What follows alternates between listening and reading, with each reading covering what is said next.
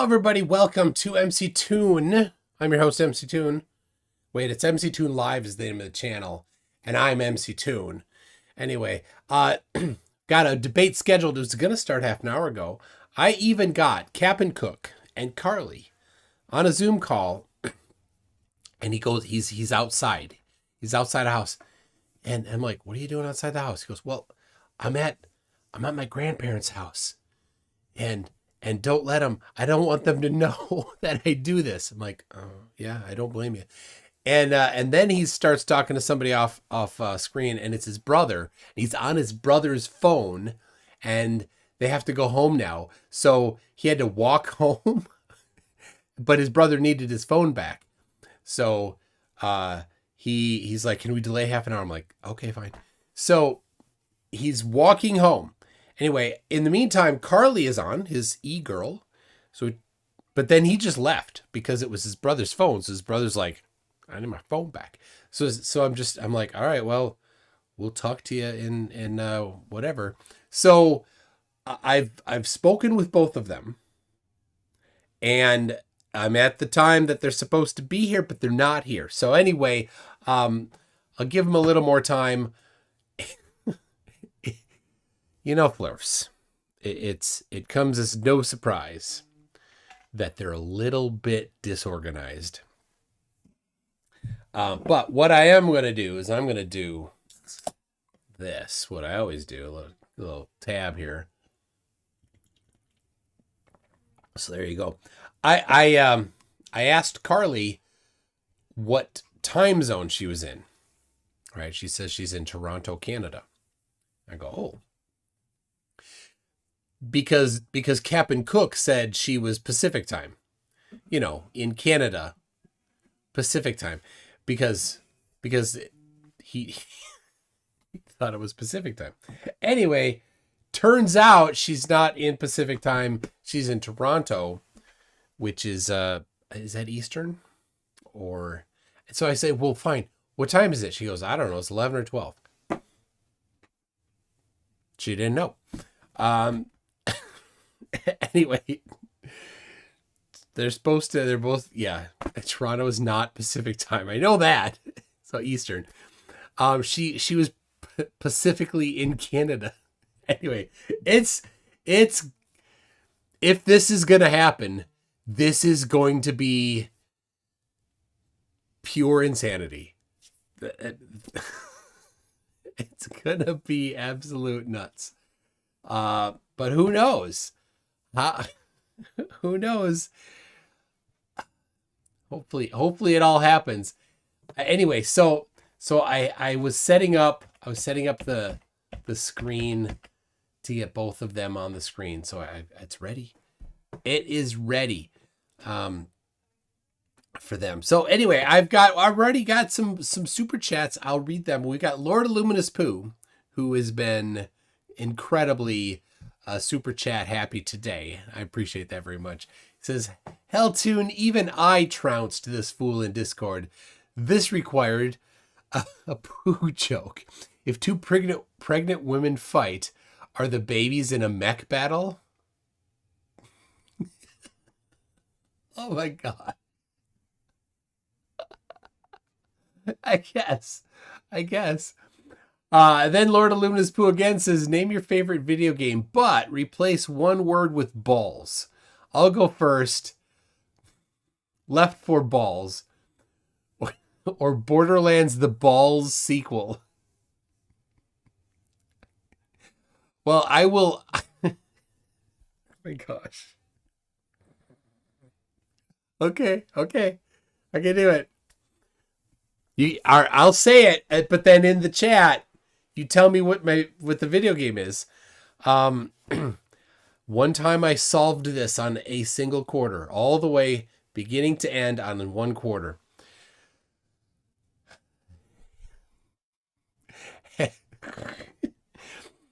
Heavy balls. You see, it's not enough. It's just 2 words.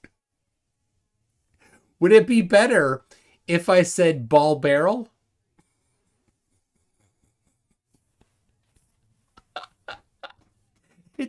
I don't know. I don't know if that helps. There it is. Yep. I love that video game was new. My favorite part was the joystick rotated so that you could set the direction you wanted to fire. That was great. So anyway, what else? Excite balls. Oh, you know, I played this one. I played this one a little bit. And by a little, I mean a lot. Dwarf balls. That is a special case video game. If you know what that one is, dwarf balls. All right. No message yet. I even connected with Carlee on Discord too. So yes, Dwarf Fortress. I made, I don't know if you, Dwarf Fortress is a text based fortress game, right? And it's mostly underground. And yeah, I love it. I love it. And it's, if you ever played either Hack or Rogue, where it's a dungeon crawler in a text, this is similar to that, but it's where you control or command a bunch of dwarves and you give them different tasks and things to do. So I made a if you dig down far enough, eventually you get to lava. So and then you can make things. Okay, I got that, Chris. I will. You can make things like different mechanisms. So you can make a screw propeller to lift water up, or if you make it out of the right materials, you can lift up lava. So I made a lava waterfall. I pumped lava all the way up from the bottom all the way up to the top and had a platform up above. And so it's a bit like Minecraft, where if you just have one pillar coming up, it'll hold up any infinite amount of space as long as it's connected. And made a pool of lava and then a hole, and then it fell down through the hole in this. Yep, that was it. So much time for a pool of lava that was just, you know, text characters on screen. So that was it. Okay. Chris Lael says, check MC Merch text channel. Okay, I get it this time. You tried to tell me the other day, and I didn't quite understand where you meant. All right, so I'll look at that and see if see what we got here. Where'd it go? Where did it go? Cold Moonlight, math equations, Flerf Wiki, cute things. Discussions, Gary Webanga quotes. There's so much history in here. Gregory Garrett, plagiarist. Why can't I find? Oh, there's the shoot the poop. Okay. Let's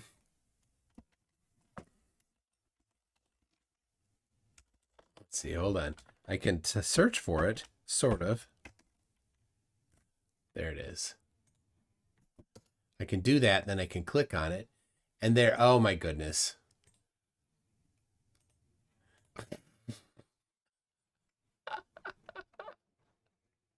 Oh my gosh. All right, I'll put that on screen. That's hilarious. So, all right. Here we go. I'll put it in here. Man, this CapnCook, it's funny that CapnCook doesn't have his own ship. He had to walk. Is that ironic? That the Cap'n had to walk? All right. I can't say that I approve of this. I'm not. The Temple of Toon stuff is funny, but okay. Let's see. There it is. Okay. I got a lot of things going on. So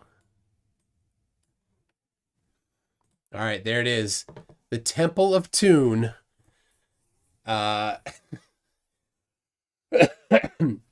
Looks like it's AI generated. And then, yep, that is definitely Neil deGrasse Tyson, isn't it? Is that who it is? I think it is. All right. Oh, his feet are cut off. I'll get a little more of him in there. There you go. That's pretty sweet. Okay, let's get here. We got a couple more came in already. Wow, thank you. Oh, and well, I need to finish the video game thing. I only play one video game right now, and it's Balls Royale. There you go. Okay. Just for Kicks is a new member at Newton. Thank you for that, Chris. Chris Lael said, check MC merch channel. Do you want me to just call you Chris, not Lael? In my head, you're Lael. It's a rather unique name compared to Chris. It's up to you. You let me know. Anyway, CV McCullough says, I played a text-only game called Earth 2025 in 95. Yeah. Ball Raider. I never played that one. I did play Dune 2. It's the first real-time strategy game I ever played. And this is an interesting thing. You ever do something and then you come back around and you're like, and you remember it fondly. You're like, that was so awesome. Whatever it was, game or something like that. But a video game is this happens with the video games. You have this idea in your head of how you played it, and then you go back and you play it again, and you're like, oh wow, I guess it wasn't that great. Like your memory of it is better than the actual gameplay. So yeah, that Dune 2, that one for sure is like that. Lord of Luminous Boost is sorry for all the balls in your chatter on me. Wait, no.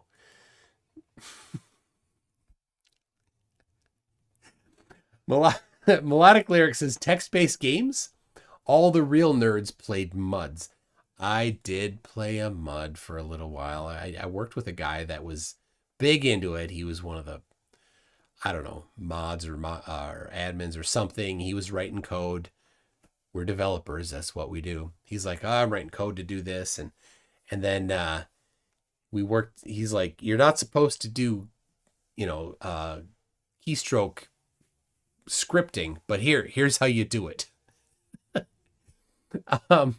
So he showed me how to do that. So anyway, did some mudding. And Steve Revel, who is a member at Einstein, says the Temple of Toon and then an LOL. There you go. So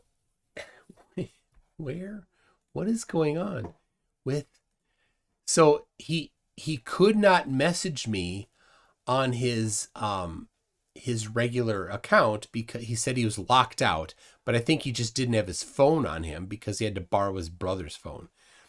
So I don't know. Clash of Clans, it was Clash Royale is the one game I play now. So I like to play Balls Not Included. Yeah, Zone Television. Are we on? We're sort of on. We're trying to contact CapnCook. Oh, look at that. So, oh no, okay. He says he's locked out, but I don't think he's actually locked out because I was messaging him earlier today. He sent me a message at 9:50 today, so how could he have gotten locked out? So, anyway. What a strange kid he is. So Flatzoid really crossed the line with Brenda. Oh, what did Flatzoid do? No doubt Flatzoid said or did something really stupid. Flatzoid is disgusting. I'm supposed to be debating Flatzoid on Wednesday. But what was it? On a debate on Matters Now, he went full transphobic. Oh, so Flatzoid was on Matters Now? Oh yeah, all right. Well, I will bring you in, Ozian, because we're waiting for a couple goofballs here. All right. So I'll send it to you on Discord. There we go. And the thing is, it doesn't matter if you agree with it or disagree with it. You got to be nice to people. It's stupid to be mean to people if they just because they disagree with you on a position of some sort. That's not the way to be. But for some reason, flat earthers, they just can't not be horrible. So, okay, let's see. This'll do. Do that, do this. Getting Ozian on. Yeah, I sent it to you. There, okay. And oh, yes. Join in.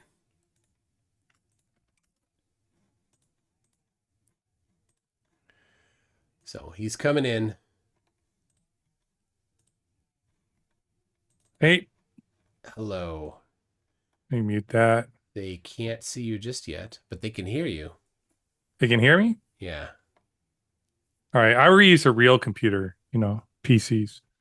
I heard you use those fake Apple ones, Macintosh. So yeah. Just kidding. Yeah, so I hosted a debate today. Can they hear me? Yep. Okay. I hosted a debate on Christian versus atheist morality. Brenda was arguing for. Well, let me go back. I think it was 2 weeks earlier. I interviewed Flatzoid on biblical cosmology, and it's very good conversation. I wasn't debating him. I just really wanted to understand what his beliefs were. I pushed a little bit, pressed to try to dig in, but I wasn't really challenging him. I just wanted to really understand what he believed and what the foundations of his beliefs were, and to be respectful. Because that's who I am. That's how I try to engage with people. That's my approach. Yeah. To deconstruct people. I have to understand their beliefs to be able to deconstruct their beliefs if I want to. Anyway, so Max arranged a debate between Flatzoid and Brenda on morality between anti-realist atheist perspective and a Christian moral realist perspective. I'm not an anti-realist. Anyways. What's anti-realist? Where you don't believe that morality exists. So she believes it's like a subjective based. She said morality was based on basically your personal needs, wants, and desires. And Flatzoid argued it's based on the teachings of the Bible, Jesus, and stuff like that. Yeah. So sort of a typical subjective versus objective morality debate. And I don't agree with either of them, but I'm trying to be impartial. And I thought the debate was going very well. We get to the last super chat question, and I'm trying to get them to develop their answers as trying to be a good moderator. And the question came up about, they were talking about respiration, and I looked stuff up. Your skin breathe, and I was like, and so Flatzoid asked Brenda, "Does your skin breathe?" And I'm like, I seem to remember there's something about your skin respirates but doesn't breathe. So I looked it up, and it says, yeah, well, your skin doesn't breathe, but it does respirate, slightly respirate, and that means it takes in stuff. Anyways, that doesn't matter to the thing. So then the last super chat came in, and somebody asked, what about the 1.5 billion Catholics that you say aren't true Christians?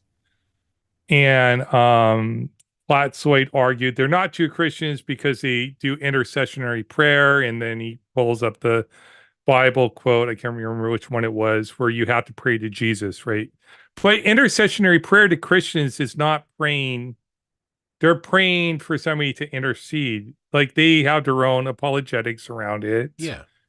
And they're not saying you can't pray to Jesus, because of course Catholics can pray directly to Jesus, but they it's like when people go to church and they ask, let's all pray together. But some Christians believe you're not supposed to do that too. Like But some even but even if you think you shouldn't pray to a saint or something like that, right? Because yeah, that's I think what he's having issue with. It yeah, doesn't then follow that they don't qualify as a Christian anymore. That's not part yeah, of the definition of that I've yeah. ever seen. It's a So rather restrictive one. so that's what Brenda's trying to argue that who are you to see what's a true Christian? Now, Brenda, if people don't know, is transgender. So what Flatsway 2, he pulls that card out. Who are you to say what a true Christian is when you don't even know who you are? So Brenda, I don't hear that part of it. And I'm like, I almost go into tears because I didn't hear that part of it. And then when the chat tells me what happened, because I respect Brenda, I respect people in general. I all I heard was her cussing and swearing, and then I heard him say, "Oh, there's the man coming out." I was like, "Okay, now he's turning transphobic." So then all I do is I remove them both. I say, "You guys need to calm down," and I remove it. They wouldn't, so I remove them both from the stage, and then they both left. And Yeah. then the audience said what he said, and I reviewed the tape. So, anyways, Flatzoid went. Instead of just dealing with the argument, which Brenda, I think, was making a good argument, he didn't want to deal with it. He just wants to be right and win the argument. So Yeah. he attacked her and, instead of like dealing with the argument. And so that's what happened. And then the audience, of course, was awesome, including Christians that were in the audience watching the debate said they shouldn't have done that. You know, people that don't necessarily agree with the trans thing, you're there for the debate. You're Yeah. not there to attack the person. You don't have to address her gender at all. You could just be there for the debate. You'd agree to debate. And it was the last super chat too. Then we were going to go into the other questions and stuff. But Mm. I won't have him back. Like, why would I do that? Like, I was even going to recommend I want to debate him. Like I thought about doing a three-way debate because Nadir wants to do a three-way debate on slavery, a Muslim versus a Christian versus an atheist on slavery. And Nadir thinks I want to team up against the Christian, but I think the Muslims are worse. So anyways, but but the hey, maybe you want to do that. That'd be if you're up to something like that. But Slavery? yeah, no. But Okay, anyways, I gotta say, here's I cheat in debates. okay, I force the other side to take the factually incorrect position. Mm. So in those types of debates, there isn't that, it's not that clear delineation. The Earth is a globe. I win before the debate starts. Yeah, You see how I cheat? yeah, that's a cheat. You just take the baits. You know you've already won. That one doesn't have like there's a lot of like I don't want that debate. I get it, but I win that debate against both of you anyways. But that's beside the point. Don't go there. But like the audience, so I haven't been able to talk to Brenda, so I hope she's doing well. She left, but the audience said a lot of love to her. Brenda but has hopefully, thick skin. I know she It's does. happened a lot, and respect to Brenda. You know, Nathan Erickson and Brenda and myself, we went out to coffee last summer. It was good. Yeah. So Yeah, people like she's had to deal with this her whole life. We all know how long she's been open about it, but yeah, like it's only the last maybe 20 years it's been at all acceptable culturally. It's not been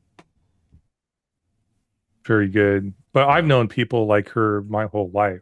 It's just people pretend like it's a new thing, but those are people with just their eyes that were closed their whole lives. They weren't paying attention. Anyway, so that's what happened. And, I decided I'm not debating these aether cosmology people anymore unless it's on like modern day debate or something.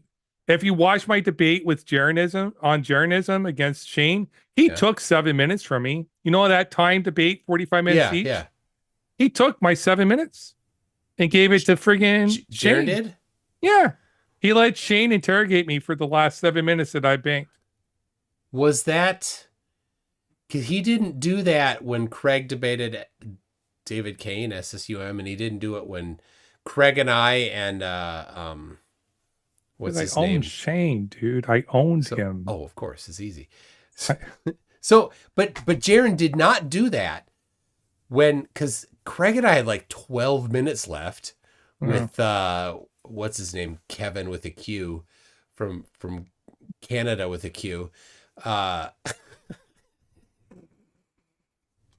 And Jaren's like, all right, guys, go. And we just, right. So I think Jaren might have thought, well, I don't think I can do that again. So, because I interrogated Shane because he doesn't know how to debate. Oh, no, how's he that my doesn't. problem? How's it my problem that that Shane doesn't know how to ask questions? You know what it is? He'd ask questions, I'd answer it, then I'd answer it, talk, and then I'd ask him a question.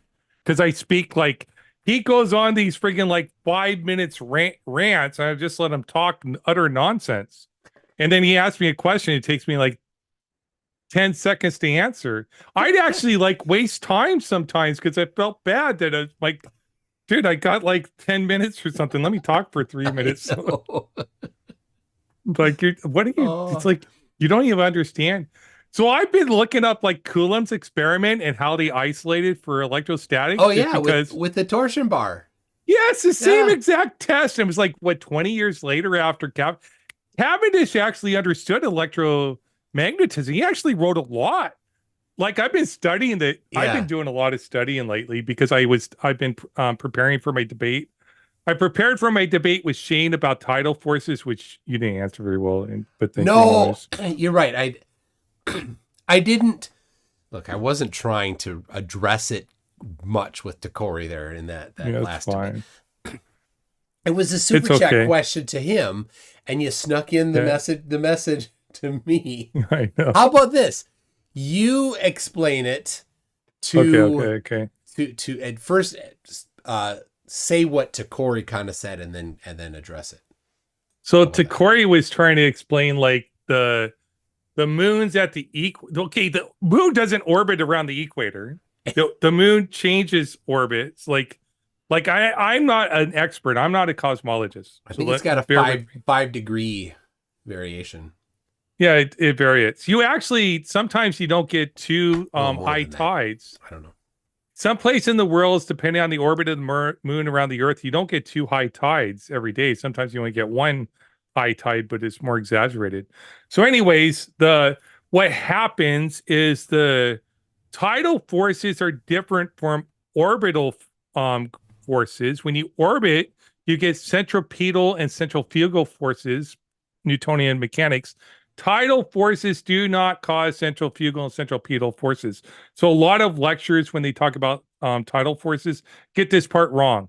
Tidal forces are accelerated forces towards the other object. So what happens, but it's not enough force to actually move the oceans. It's the moon is not enough force, but gravity is universal, right? It extends infinite distance.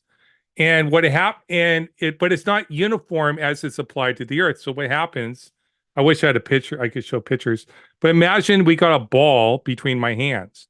What happens is the pressure on the Earth, not the Earth, but you got vectors going towards the moon. If the moon's over here, vectors going towards the moon, that it's stronger acceleration closer to the moon than farther away. And then those vectors are being added to the downward vectors towards the Earth. Then you add the Earth vectors, and that's creating a squeeze on the Earth. So the water on the Earth is being squeezed to create bulges. And that's equilibrium theory. Now, he did bring up the point of the amphitrodal points, APs. I can't pronounce the word. Antipodal? Amphipodal points. Yeah, something like that. And so you got 15 of those on the Earth, but those still respond to those tidal forces from the sun and the moon. So when the sun and the moon are 90 degrees to the side, so when the moon's over there causing the squeeze and the sun is over here 90 degrees away, the sun is sort of counteracting against the force to not allow the moon to squeeze as much. That's why you get neap tides. And then when they're aligned, they squeeze even more and they cause higher tides. So that's like my rundown of how they work. But then you got, like you talked about when you talked about the topography of the seas, you got all the other stuff going on, and then you got inner waves, all the other stuff too. That's the kind of the easier thing. This other stuff, there's no way a flerf can understand that what you just said, and yours was a very, rather surface level, But I think they can understand that under the water, the seabed has topography, and that it's water, shifting laterally, and so if it's deep, and you shift some water in, it doesn't change much at the surface. But if it's shallow and you shove what was in that deep area into that shallow part, well, now it has a bunch of extra water there, and it can be really significant. But I think you need to understand equilibrium theory to understand dynamic theory, just to understand why you got a high and a high low typically, and it sort of correlates to a 24-hour and 50-minute tidal period, and it correlates to the moon, and there's a 30-degree lead of the tidal bulges to the moon cycle. So anyways, interesting. I'm trying to learn. Dr. Phil, Professor Phil Bell or whatever his name is, said he's going to come in and lecture me on it better. So hopefully he does that. It's Professor Phil Bell, but I do believe he's a doctor. So you could just call him Dr. Phil. Dr. Phil. Hey, there we go. There we go. Oh, but that violates the law of identity. There can only be one Dr. Phil, according to That was so bad, that opening argument. Oh my gosh. But Dr. Phil said, I got it close. So he's like, you got it right with the squeeze for the equilibrium theory with tidal forces. So I'm like, okay, good. And he said, you're right that they've been teaching this wrong in lectures and classes forever when it comes to equilibrium theory. There's no centrifugal forces. Because think about it. There's no rotation. Centrifugal force is about rotating forces. So tidal forces are about the squeezing on the objects. It's interesting. All right. So PhD Tony says you meant to say not antipodal, amphidronic points. Amphidronic. Thank you. Yeah. Thank you. All right, so I did get a message from Cap'n. He says beyond in 5, and it's been a little bit ago. And then, is his girlfriend sent me a message. Coming? He says, "Well, So initially they were both on just for a couple minutes. I talked to him briefly. So, oh my gosh, I'm on my mom's hotspot right now." Wonderful. This guy is an absolute mess. Well, he believes the earth is flat, so he's been convinced. Hopefully he's savable, though. He might be. But is he a Poe, though? Or is he just Neo's a Poe. I talked to him a couple days later on, just called him, and we had a video chat for a while. I don't know, it was just a voice chat. And I do not think he's a Poe. He's just kind of dumb. Yeah, he's silly. He falls for dumb stuff. He can bench 135 though, so look out. Did you hear that? He can bench 135. Probably more than I can do right now. So I'm not gonna say anything.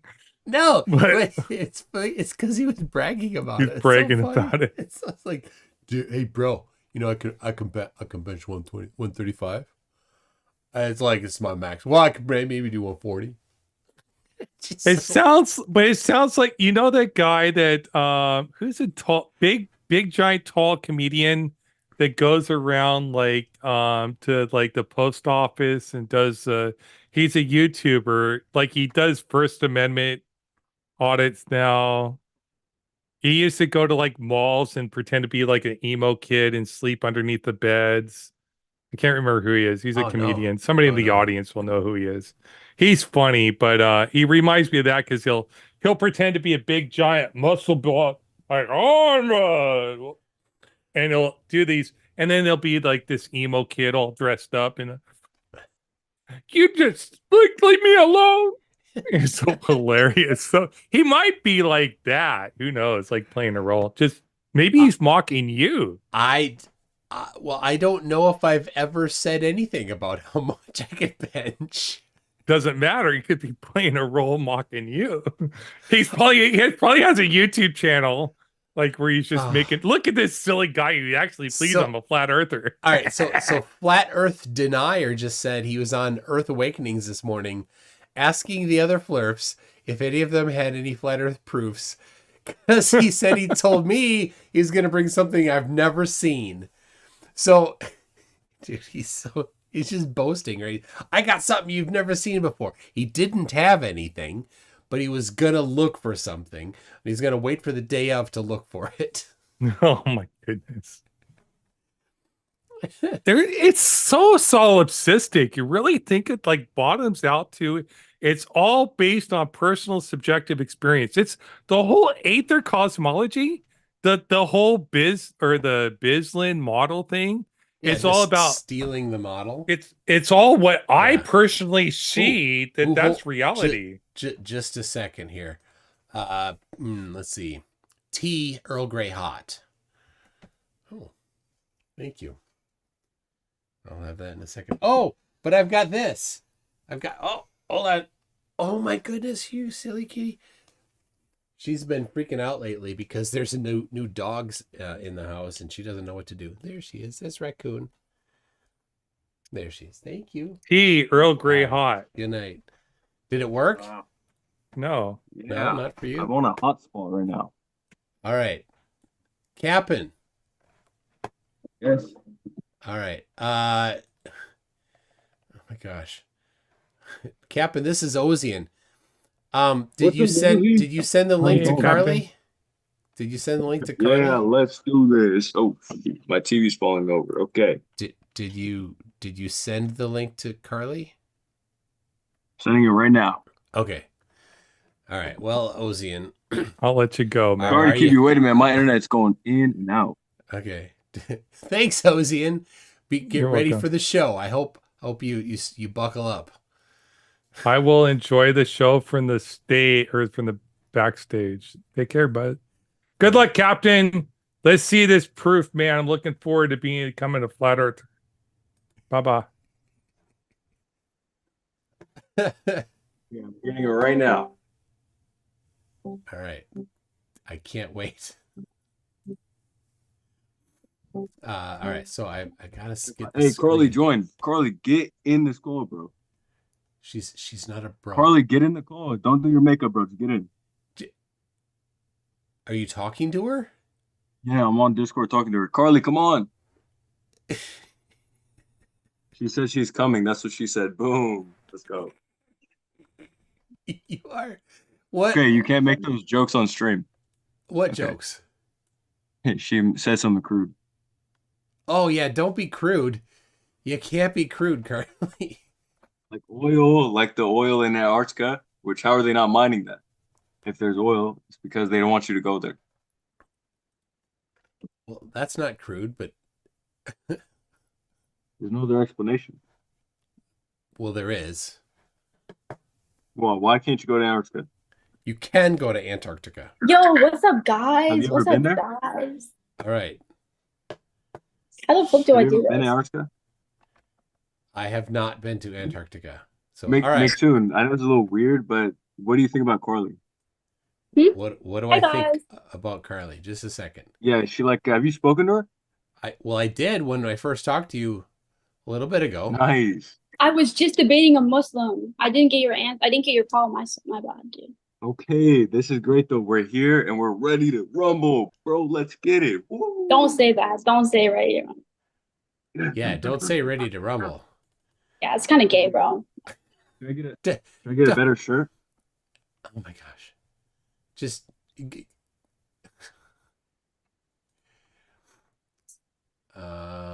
that's not the We right gotta one. let's go, bro. Are we ready? No. Give me a second here. I'm setting up the screen. Oh, where did it go? Zoom. Wait, hold Somebody should call up. There it is. There it is. All right. And oh, Carlee's sideways. Is that bad? No, it's all right. I can fix it for you. Okay. But it's just funny that It's anyway. just I'm on my mom's hotspot now. She told me I have like a limited amount of time. A limited amount of time. Okay, buddy. All right. We're almost there. All right. I got you set up. All right. Where did Jaden go? Did he leave? No way. I think he's changing. Bro. Oh, yeah, yeah, cuz oh my gosh. All right. Well, let's have it. Well, first of all, oh my god. That's what you do off screen. Just My shirt's on backwards. no, nobody wants to see that. Carlee, did you know he can bench 135 pounds? Yeah. Yeah, he told me many What- times. It's like a flex, apparently. I don't know. Yeah, what did you Okay, think I thought about that was like a when- woman's strength. Wait, what? I don't know. What did you think when he said that? Oh, I So was like, what? wow. Were you like super impressed? I was just blown away. Like I was blown away so far, bro. What are you talking? I'll blow you away right now, bro. What are you talking about? Oh, just how much you can bench. It was like 135. I was like, wow. I can bench Carlee. I can Yeah. literally bench you 5 times for 5 sets, bro. Yeah. You know, and a woman could do that too. And So I don't know if it's a flex. my bench has gone up. I got 6 Mhm. reps every set. Yeah. That's a good Okay, start. amazing. So good. Okay, Stringer News 1 wants to say, reminder, CapnCook is not a real Cap'n. Any weddings he performs are not legally binding on any planet. CapnCook may go down with the ship. Awkward. Hey, So, there you go. Mike, do you Yeah. think that I should get married as like 18? No. No, it's Marriage probably, is a scam. You're gonna get divorced. yeah, I don't You're gonna think, lose all your yeah, money. I don't think you want to inflict yourself on any female. That's not There's fair. like a 40% divorce rate in America. You can Now with Mormons, Mormons is like 20%. Mormonism is wrong. You're in a cult, Bro, bro. Mormon. Get out of Okay, it. you want to talk about the Book of No, Mormon and the no, priests and stop, neo stop, Trinitarians? stop. Your stupid, your This gay is ass I'm- religion. the wrong, this is the wrong topic. Okay. All right. So last time I spoke to you on here, Jaden, you thought the Earth was a giant soap bubble and we were trapped inside. Oh my gosh. Yeah. Okay. So I mean, I had to convert, bro, because I was watching Zerka, and I knew that Zerka Doug never was talked out of about line. that. Zerka never talked about that. What are you No, I'm talking saying about? that I watched Zerka, and he made me know the truth. About what? The, All right. the Earth being concave? John Zerka is Zerka. a flat earther, right? Yeah. Yeah.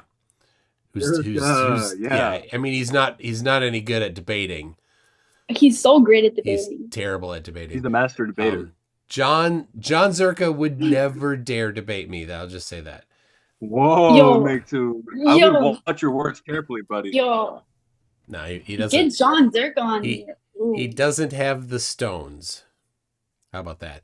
Anyway, so you were watching Zerka, and then he, being a flat earther, convinced you that to be a concaver. Is that right? Am I getting that correct? He's gullible, He- like a little fish. He froze. Because he saw. Oh my god. Okay, Carlee, how did you fall into the nonsense that is flat Earth? So I don't remember where it came up at, like a couple years ago, and I fought about it for a while, and I realized I couldn't win, so I gave it up. And then I started watching Zerka. I was like, okay. I was like, okay. And then I fell back into it. I fell back into it. Yeah, that's sad. So, why? How could John Zerka convince you of something like that? Because he's so smart. I was like, He's dang. not smart. Nobody in the history of humanity has ever made the mistake of accusing John Zerka of being smart. I just did. All right. I So think he's smart. what part of his presentation? What was the thing that really convinced you about what he said? Well, I already thought about it. I was already kind of on it, but I fell off of it for a while. But there's no pictures of the Earth and the curvature, right? So, you can't find that. Mike, is it back? Yeah. Yo. Okay, did I cut off? It's just an absolute. I told you, bro, I'm on the hot spot. Yes. Okay. So I gotta shuffle you around now because you're on the other part of the screen. So all right. All right. So tell me. Listen closely to the question, Carlee. What convinced you of that what Zerka said to think that the Earth is flat, is not something else, but is flat? Oh, well, he just kind of resurfaced the topic. So He has a when he was crush on talking Zerka. about, shut the fuck up, bitch. He was talking about, there's no pictures in space and stuff. But I don't know, dude. No, that I was careful to word it so that you knew what I meant. Like, not why do you think Earth is not a globe? Why do you think Earth is flat? It's a different question, right? But it's the same thing, just reworded. Because if the Earth, because there's no other argument. There's no other argument for it being like no one's arguing that it's a triangle. No one's arguing that it's an oval. It's either flat or a globe. Well, Doug is arguing it's concave. There's no valid argument. No one ever wins an argument. There are people that say it's a cube. There are people that say that we are on the inside of a soap bubble. There are a small number of people that say it's two discs and that it's sliced at the equator and there's some sort of a magic portal at the equator. Those people aren't winning debates, though. Well, neither are any flat earthers. I mean, I see flat earthers win debates. I've never seen something like that. No flat earthers ever won a debate because the thing is, you'd have to have evidence for flat Earth. So you'd have to say, well, here is a measurement of flat Earth, right? But then that means you have to have evidence for it being a globe.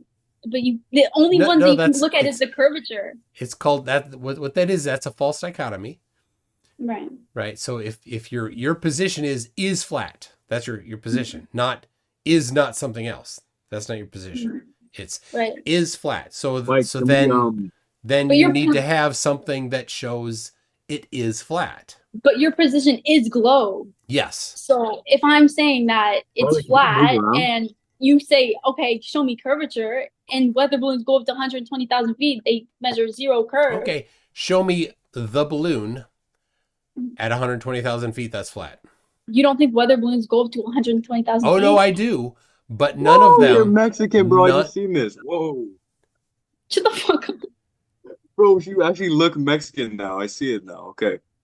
I'm sorry, Mike. I'm sorry. Do you want taco or something, bro? Oh my god. Wait, what'd you say? Carlee, can you animate yourself a little more? Oh my gosh. Yeah, you want to? You're so like stiff, bro. Oh You're so stiff, like you have a stick up your butt. Who? No, her. Why are you talking Really? to her like that? What? Sorry. Because he has like 3 dildos in his dresser and he's Oh fantasizing my gosh, about I it. don't want to hear that. Carlee, stop being crude. This is what I'm talking about. She's being crude, This bro. is a Can we get to the arguments? family-friendly show, Carlee. Yes. Oh, I'm sorry. I'm sorry. Wait, can we get to the arguments, Mike? I have a lot of arguments. Okay. Oh, you. His All right, well, arguments suck. all I right, told him hold not on. to say them. Carlee, all right. Yeah, We'll wrap okay. this. Carlee, there are definitely balloons that go up to 120,000 feet, but all of them, if they have a non-fisheye lens, show curvature. No, they don't. Yep. Find just one balloon 120,000 feet that has a non-fisheye lens, a non-barrel distorting lens. Yeah, and you're not going to see curve. Just one. Just find There's it. one. Yeah, just find it. You find it. I'm giving you the accusation. Giving me the what? I'm giving you the argument. So you You're have to find it. You made the claim. Mm. Here's how a debate works. I know you're new at this. You make a claim and then you have to support the claim. So you said 120,000 feet support it. shows flat. So I I'm can support saying it. show it. So, and I know you don't have any. I know there aren't any. So it's Ooh, make Toon God on you, bro. Oh, shut the fuck up. all right. Wait, we're on the same. Stop cussing, bro. We're on the same team. Oh, you just. I don't know, Cap'n, by the end of this, she might be a glober and you'll be the one out in the street. How about that? Yeah. Don't do it, Carlee. Please. I would switch. Yeah, okay, buddy. Shut Okay, up. thank you, bro. If Zerka switches, I'll switch. Not this guy, bro. How about if I destroy Zerka in a debate? Oh no, he never would. I don't know. I'd want to be there. I don't think he's got the stones. So okay, Goofball, where'd you go? Cap'n. Yo, it's a matrix attack, Where bro. did They he don't go? want us to know. They don't want you to know that it's actually flat. All right. I don't know where he went. So tell you what, I'll show you this. I'll show you the right here. I'm going to share my screen so you can see it. Okay. This is where'd it go? There it is. All right. So this is the lens that I'm going to show you a picture of in a second here. So this is a 4.35 millimeter lens. It's a rectilinear, so there's no fisheye distortion at all. So that's the lens. And so this is put on a small camera on a rocket. Yeah. Right. And here is the rocket at just about 300,000 feet. And you can see there's a curve.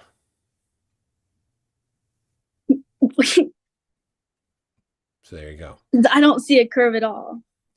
I'm sorry that you don't see a curve, but denying that there's a curve doesn't make It's the still curve go away. round. There's no curve there. There is a curve, Carlee. It doesn't just a little hint in a debate to deny that something is a curve when there is a curve. And I know you might be on your phone, so it's hard to see, but I can assure you that the horizon is curved in this photo.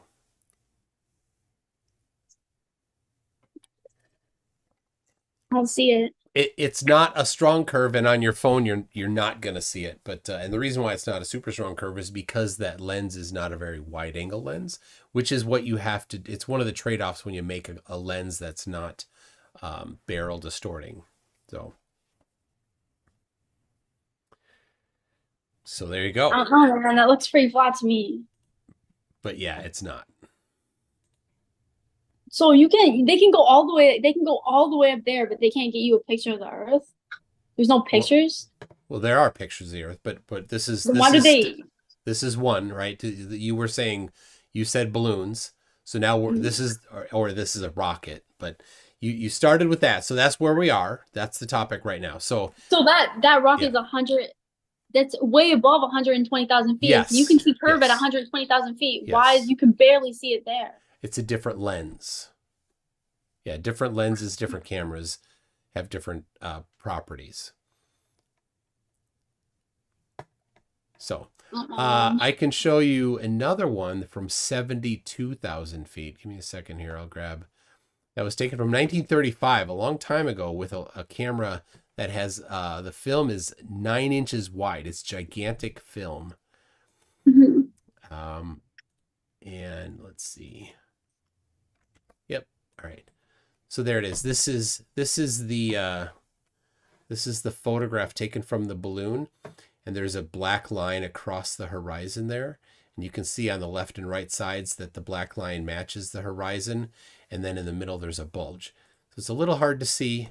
I can zoom in a little bit for you, and then we'll go over here to the left side. So there you can see that black line there just touches the horizon. We scroll, we can see it bulges in the middle, and then over on the right side it just touches the horizon again. So there's another photograph. McToon. Okay. Yeah, yeah. I'm back. Okay, good. We missed you ever so much. So there you go. So there's another one, Thank you. 72,000 feet.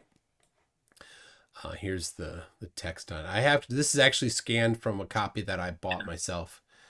So there you go. 2 of them. What do you think of that? I don't know, man. 2's better than 1. You don't know? No. Because, like, there's like barely anything. What do you mean there's barely anything? So is there curve, yes or no? The answer is yes. There is definitely a curve there. No, there's not. And Yes. just saying there isn't a curve when you're both, are you on a phone, Show me Jaden? the measurement. Jaden, are you? Yeah. Oh, you want a measurement? I can do a measurement. You're on a phone too? Yeah, measurement of the curve. All right. Captain, are you on a phone or on a computer? A phone, yes, I'm on a phone. Okay, so I get it that both of you are on phones and it's going to be hard to see. I'll send these to you so you can look at the photos on your own time. Sound good? Mhm. Sounds good. Okay. What's that? Wait, Carlee, can you pull up the slideshow? Because it's not on my No, you pull it up. I'm not doing it. Guys are I bickering don't like get an paid. old I married don't want to couple. associate with your. Okay, I'll just recite them. I know them off the top of my head. Wait, she doesn't want to associate with you, Jaden. Hey, I know them No, off his the top of slide. my No, head. no. His Wait, slide. why So I not? told him not to Why sit. not? I told him not to do it. And he's gonna do it. I don't want to associate with him. Okay, I'll recite them off the top of my head. I remember the McToon. No, No, I don't it's want to gonna be hear. worse. I don't want to hear just claims. I want to see some evidence. No, I have arguments. Okay, so now, you asked why are there no photos of the Earth? Yeah, why are they all computer generated? They're not. Yeah, well, the ones from Ooh, good point. they are They are AI generated. not AI, computer generated, Photoshop. But they're not. And that's the thing. All right, I'll grab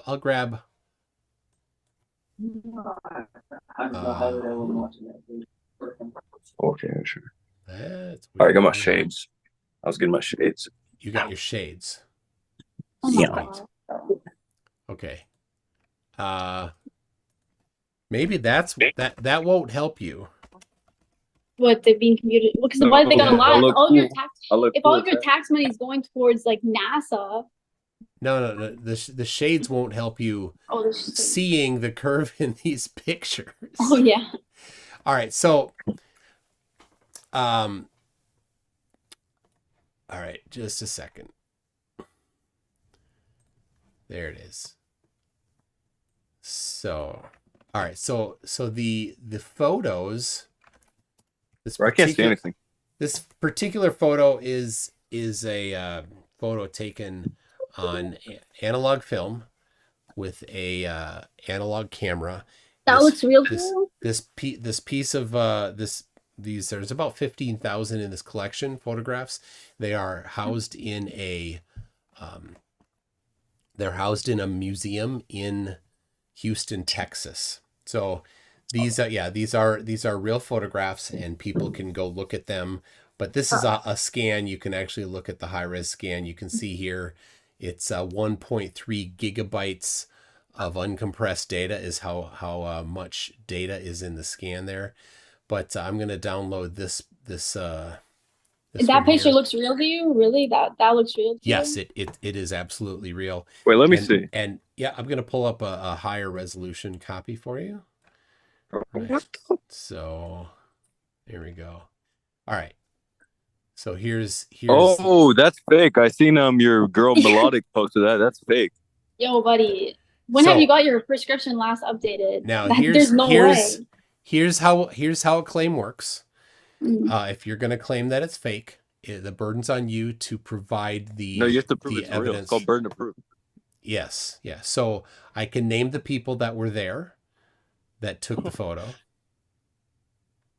I can name the people who lied to you then. Freemason. You're going to have to. This is basic argument. You're going to actually have to provide the names of the people that faked it, I suppose. Right?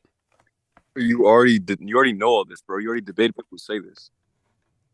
I already. I don't know, dude. If that looks real to you, that's okay. insane. So the three people that were there that were present when this photograph was taken: Eugene Cernan, Ronald Evans, and Harrison Schmidt. So those three people were there when this photograph was taken. They're real people. So if you're going to claim this is fake somehow, you have the burden of evidence. Now this photograph is housed in a museum, and anybody that's wondering could go see it for themselves, or you can do it rather inexpensively by downloading that 1.3 gigabyte TIFF file and doing a forensic analysis on it. But no flat earther has ever looked at this and said, "Oh, here's the forensic evidence of this showing that it's faked or generated somehow." That doesn't. You don't need proof. This doesn't look real. The proof is right there. There's no way that looks like a real photo. If you took a photo with your iPhone right now, that's going to come out way clearer. This isn't from an iPhone. This is from a camera over 50 years ago. A lot different technology than an iPhone. Yeah. And that doesn't Carlee. look real. No, listen to McToon, bro. This is a dumb argument. Yo, listen to your mommy, bro. You're on her hotspot. Yeah, bro. No, I'm on a phone now. Okay, so I have better arguments than this. Can I get to the arguments, McToon? You have. All right. It doesn't. All right. Yeah. Okay. So science is observed, right? Science is observed. That's a rather terse explanation of science. But yeah, so that's part of it. Is when you observe something happening? Observing things is part of science. Yes. Oh wait. Okay. Oh, they locked their room. I could have went in there. Okay, so science is when you observe things happening, but religion is when you're told something and you believe it just because somebody said it, right? Yes. Okay, so by that logic, the globe says that if you were to travel in one direction, right, you would circle around the globe and get back to where you started, right? Okay. But when has anyone ever seen, like, let's say you take a boat and you put it on the ocean and it's going that direction, right? When have you ever had an experiment where you observed it coming around the other way and re-popping up? No one's ever done that, so it's not scientifically proven. There's many ways to scientifically prove something, or well, science doesn't technically prove things, but just one thing that you identify doesn't mean that it's that there isn't evidence for it. So you're gonna have to. You mean no? You're gonna have to exercise your critical thinking a little more than that. Okay, Michael, I already exercised, bro. And I'm telling you for a fact that's never been observed. So how can you say it's science? So what has not been observed? Okay, so let's say, can you see my camera? Okay. So if I walk that direction towards that door, right? Yeah. You're saying I should end up right by that window. Right? Yeah. But when has anyone ever seen that happen? Just because the test hasn't been done, so you can't. Why do you believe it? Just because somebody said it? No, I don't believe it because I don't believe that is possible just because somebody said it. It's a bunch of other stuff. So and that's not the only way to test whether or not the Earth is a sphere. So we should test one of the ways that is possible. So, but he just left again. It's a hotspot. Jeez.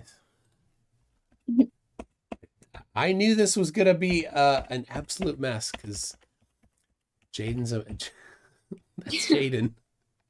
He walked out the door. He's coming from a different path now. He's walking around the globe. All right. Now, so he wants measurements, he said. Do you believe that he actually wants measurements? Yeah, he wants to prove with the experiment. Well, he said measurements. So when he said measurements, what do you think he meant? Yeah, well, measurements that goes along with the experiment. He wants like proof of the experiment, right, of it happening. You're not making sense. Well, he wants the experiment, right? He said it was an experiment. Yeah. So Leslie Brower says Short has hundreds of yachts per year travel the globe in a single direction. No, they don't actually, because there is no one straight line that a yacht could take and go all the way, because there's going to be land in the way. So that's not actually possible. You'd have to do it with an airplane, but that's a terrible way to test the shape of the Earth. There's many other ways. So that was one of the viewers I was talking to commented in the chat. So. Do you think he's going to be back? Yeah, I think he's going to be back. All right. Icy Spin says, I'm interested in waifu's evidence. Who's waifu? That's crazy. Do you know what waifu is? No, but okay. that guy sounds like an incel, bro. He sounds like an incel. Mm. I don't think so. Sorry, buddy. So just what let's go through this a little bit. What makes you think incel when you hear that? What brought you to the average YouTube chatter. The average YouTube chatter is an incel, according to you. Yeah. I mean, it's Friday night, bro. What are you doing? This is when Jaden wanted to do this. No, not you, not Jaden either. The chatters. The chatters, all 400 of them. No, not all of you guys. You guys are so awesome. Please share, like, subscribe.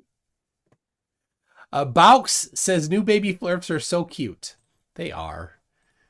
Oh.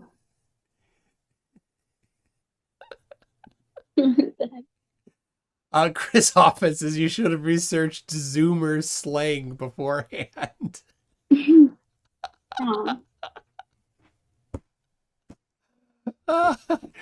Icy Spin said, we thought you had evidence, but so far none.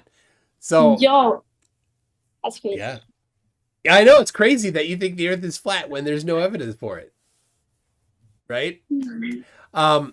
So I show you the pictures. You said, show me picture, right? You talked about high altitude balloons. There was no curve in those pictures. You're supposed to see so much more curve at that altitude. How much more curve should you see?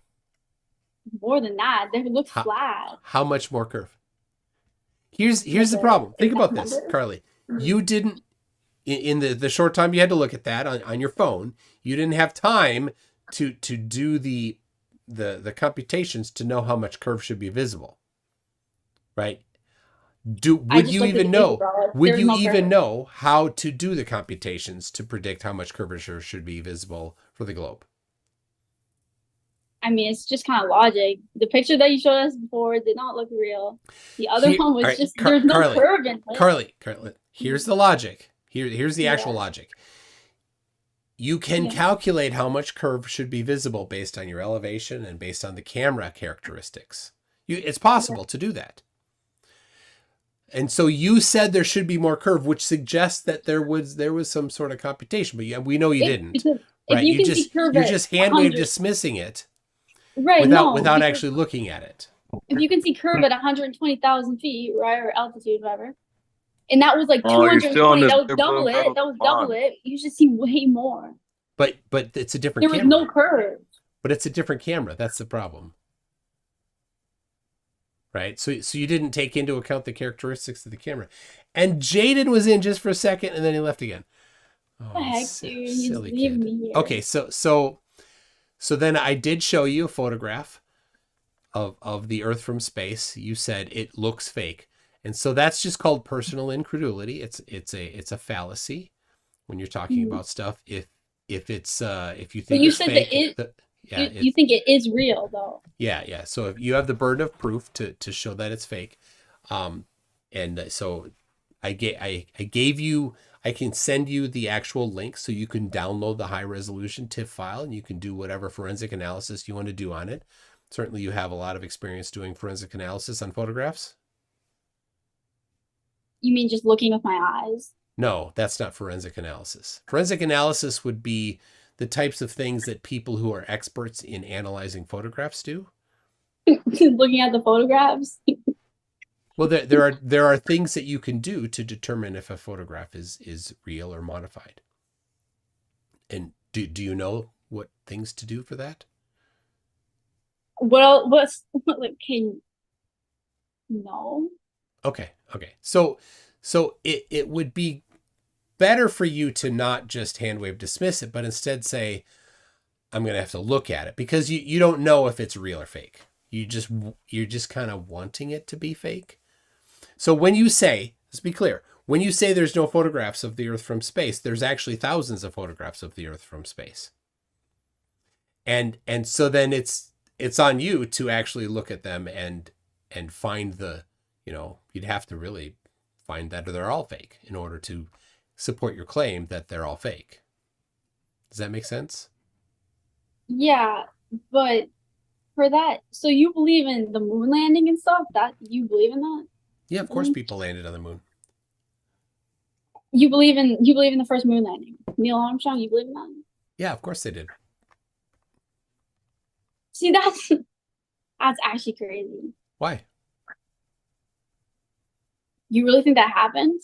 So yeah, just repeatedly asking, you really think that happened? Time to block in. Isn't how you Yeah, figure Carlee, out. you don't have this. What'd you say? So, Michael, wait, can you hear me? Yes. Mike, can you hear me? Yeah. Yes? Yes. Okay, I have another argument. Okay. Did Carlee leave? No, No. she's sitting there wondering what you're doing. Oh, what? Right, bro. What's that? Wait, hold on. Bro, phone is so complicated. It's my little brother's. You're on your brother's phone now. Okay, yeah, Carlee, why is your room black, bro? What's going on? Your It's room's not. black. Oh, I could blend into a quarter of your room. You're not black, though. A quarter of my body could blend into your Ask room. your brother. Oh my gosh. Nobody cares. Nobody cares about that. Okay, so That was a the terrible next joke. argument. Do you know what global warming is, McToon? I've heard of it, yes. And do you believe in it? I don't know. It seems the temperatures vary quite a bit. McToon No. is a globe warmer denier. All your fans are gonna hate on you for that, bro. I don't know if I said that. Wait, what did you say? I'm mostly just dismissing you so that you can get onto your point. Oh, so do you believe in the global warming, right? It's for the point. Get to your point. Okay, so Present your argument. The global warming, as the scientists, right? The global warming, as the scientists say it is a uniform temperature rise across the entire globe. Correct? No. That's Wait, not what they what? claim. That's not what they claim. No, it's not uniform. Wait, what do they claim? It's not uniform. But it's the same. What? Like Antarctica is rising at the same rate as like Africa, right? No. Mommy No. Africa. No. Wait, what? Definitely not their claim. Why not? Dude, Wait, it's what on do they- you. so- This is your argument. You're gonna need to have actual understanding of your argument. It's not my position to educate you on your argument. Okay, McToon, if the globe and it was tilted, right? Antarctica or whatever side it's tilted on would be tilted towards the sun, meaning it would melt more. So why is there ice at the point where the most sun is hitting? There is not ice Hello? where the most sun is hitting. Antarctica? There's no ice there? The equator is where the most sun is hitting, between the tropics. But that doesn't make sense if the Earth is tilted. Like, let me show you. Is there a light in my room? If the Earth is tilted like this, Wait. You just asked me if there's a light in your room. No, hold on, bro. Oh my What? God. I'm trying to show you something. Okay, What I'm are taking Turn a out light the you- charger. on. Turn a light on, bro. We gotta go fast, bro. We gotta go fast. It's off the charger. Okay, look. If the Earth is tilted like this, like it's tilted, right? That's what you believe. Dude, are you using a Okay. peanut butter? Then peanut if butter this jar. light is the sun, imagine this is the sun, and the peanut butter is tilted this way. Then why is the top Antarctica not melting, bro? because the sun's GP varies between the tropics. It never gets over Antarctica. GP, isn't that like gold production? GP is geographic position. So that's the point on the surface of the Earth immediately below the sun. That's the GP. So the GP of the sun is never outside the tropics, and that's about 23.5 degrees north, 23.5 degrees south, which is a good distance away from Antarctica, which is around 65 to 70 degrees is where it mostly is at. Okay, well, what I'm also another part of the global warming thing is that you believe that the gas is trapping in the heat, right? But on a globe model, that doesn't even make sense because the gas would just leave. But on a flat Earth, it doesn't make sense because there's a dome keeping the gas inside. That's why the gas is able to keep the heat trapped inside. But do you know that even for flat Earth, at 62 miles up, that there is essentially no air? You know that? Who said that? What's it? No. That's just No. measurements of reality. That's just reality. At about 62 miles up, there's essentially no air. There is not enough air. There's still air. Or- a lot of air. There's a little bit, yeah, but there's not enough air for airplane flight. So it's What does that have to do with global warming? Well, why on flat Earth is there basically no air at 62 miles up?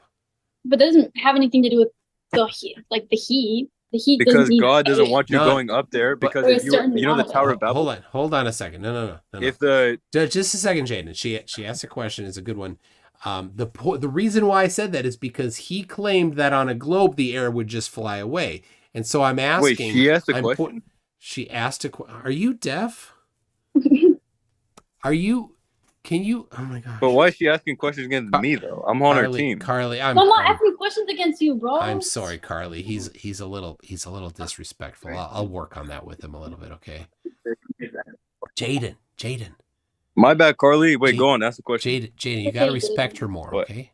You gotta, yeah. I'll teach you how to be nice to women later. I Okay? don't respect No, women. you don't want to be nice to be women. You have to beat Okay, them. okay, That's how okay. they like you. Oh my gosh. Okay, answer my question. Yeah. Woo.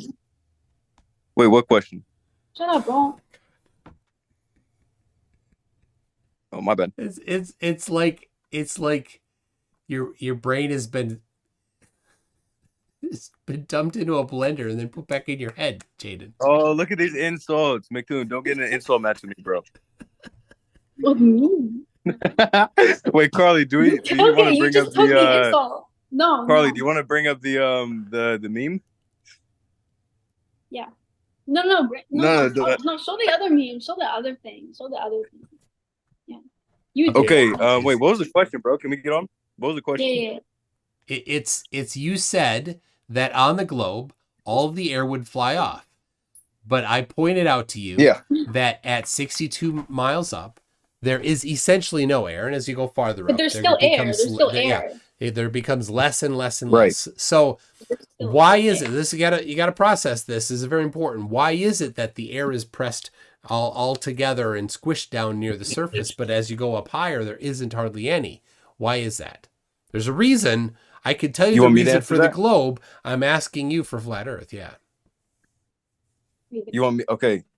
Well, I'm gonna tell you that because you remember the Tower of Babel in the Bible? They were trying to build up there, so God didn't want them to get to the heavens, so He had to make it so you can't breathe when you build up there. Do you think they built the Tower of Babel 62 miles high? They were going to. They tried to. Yeah, I'm sorry, Carlee. This is embarrassing for you. To Wait, be what? associated with him. It's a little silly. I thought you were a Christian, McCoon. I thought you read the Bible. They did not build something 62 miles high. Nobody. But they tried to. Nobody They thinks. tried to build it to heaven. So Nobody essentially thinks they were that they trying were build going it. to try to So build it God put 62 like a miles high. Well, they were Minecraft trying to barrier build up it to there. heaven. Where else? You think heaven stops at 61 miles? No, I'm saying that there is no chance that they were going to get to 62 miles high.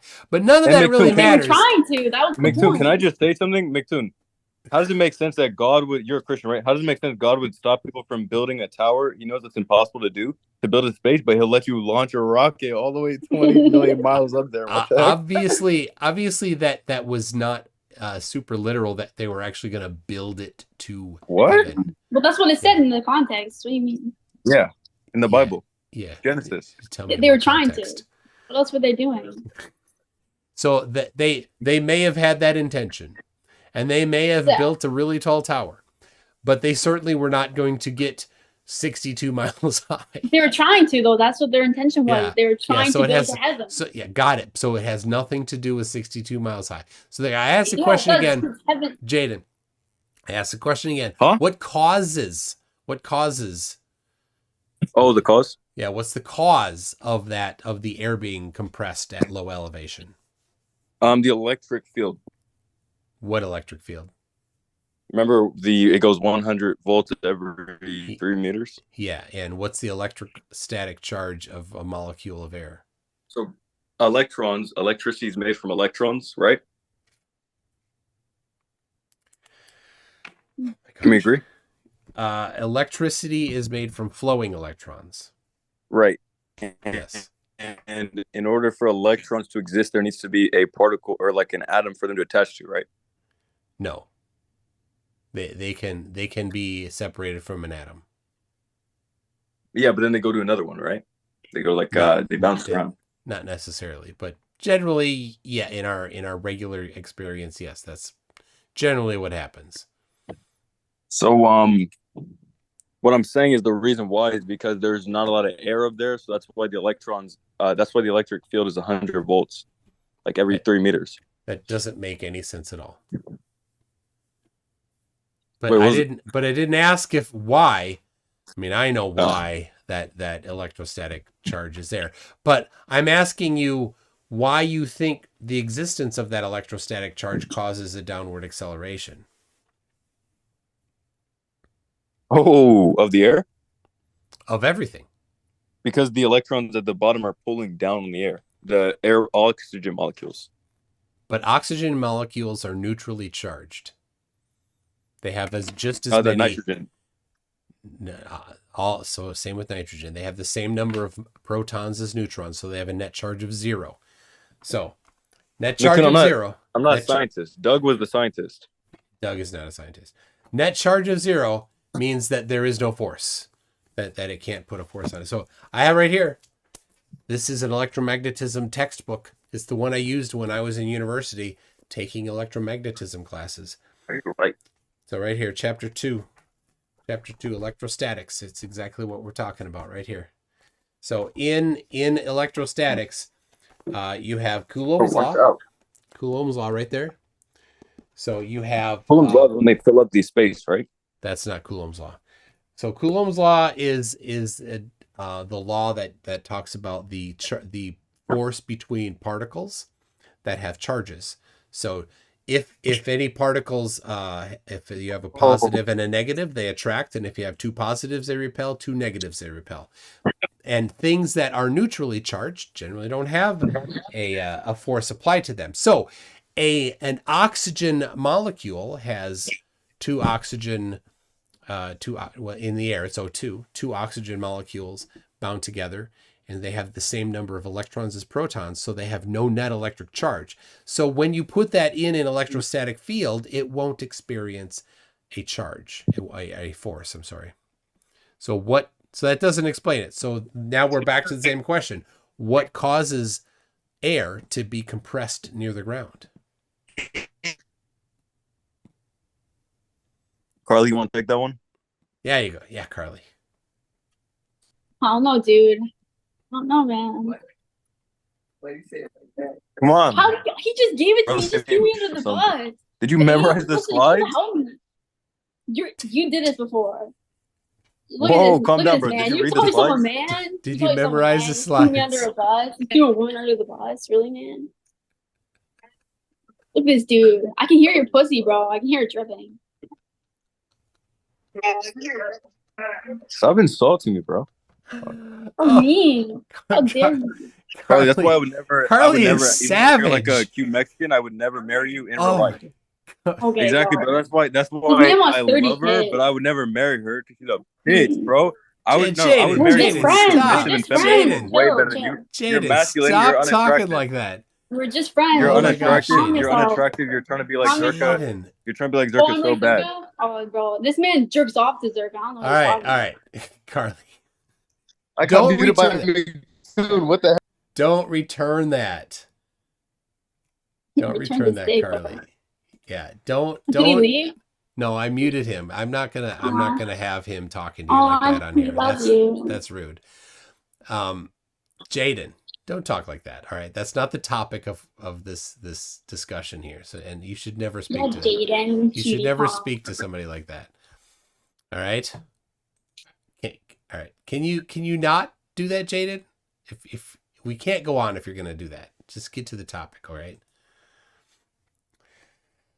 She Sorry. started it, bro. She was insulting me. It doesn't matter. You don't do that. We're on I'm the a same helpless team, woman. What are Carlee. you doing? You don't do Look at that. We're on him. the He's same. Wait, what did I attacking say? me. I did Wait, nothing what did I say wrong. that was bad? What did I even say that I'm was a bad? woman. I could never. Why is she trying to act like she's an angel, bro? Make am I in the You're wrong? coming out of defenseless for a woman. I don't know what's wrong with this man, bro. Someone put him in an asylum. Am I in the wrong, Mctoon? Yes. Yes. Mctoon, we're on, bro. Okay. You are in the All wrong. right, bro. Don't talk to Carlee like that. Okay. Arguments, don't worry. Yeah, Don't worry. yeah, Jaden. All right. Why- Yeah, Jaden, why no, is- actually, cut okay, me out. Mctoon, Get the that's a views little, up. Cut me out. All right. Cut me out, dude. All Okay. right. So Jaden, try to focus. Focus. All right. Can you focus? Okay. I ask you again. What causes the air to be all squished up and compressed down near the surface and be all dispersed at higher elevation? Because the air bends down. That didn't explain a thing. The air currents, you know what I'm talking about? Around like Africa, they have different currents in America.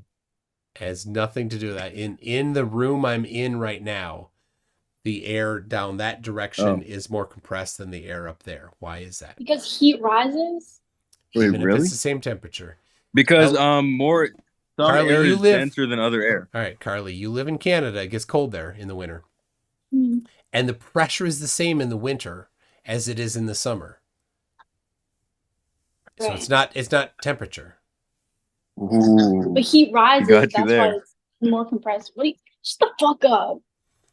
Actually, Stop cussing, dude. This is a family yeah, show. this is a family show. You don't need to do that, Carlee.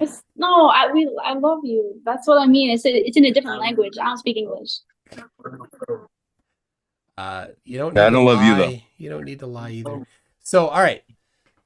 So Wait, Mctoon, I have arguments. we're Can we get still here? on this same question, and we can move on because I know you don't have. I mean, it's just going to go in. Can I circles. phone So Doug?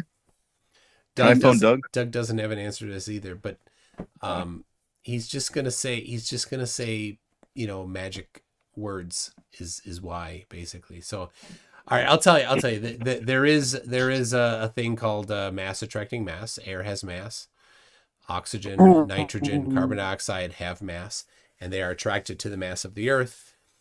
And that's why things go down on the globe, and that's why the air on the earth does not just fly away. There's something pulling it down. So, all right, got it?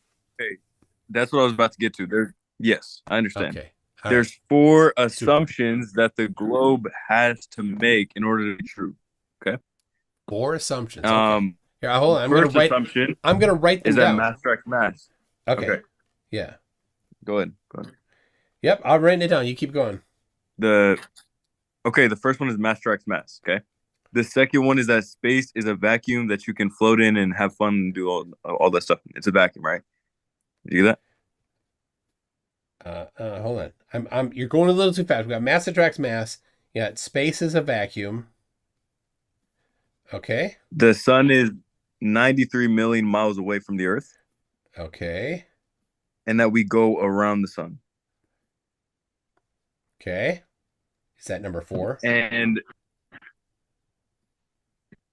all of those came at the same time, like the 1600s, but none of them were proven scientifically. All right. So, and interesting things, but I can go through all of them for you. All In order. right, How I'm here to about that? learn. Carlee, are you ready to learn?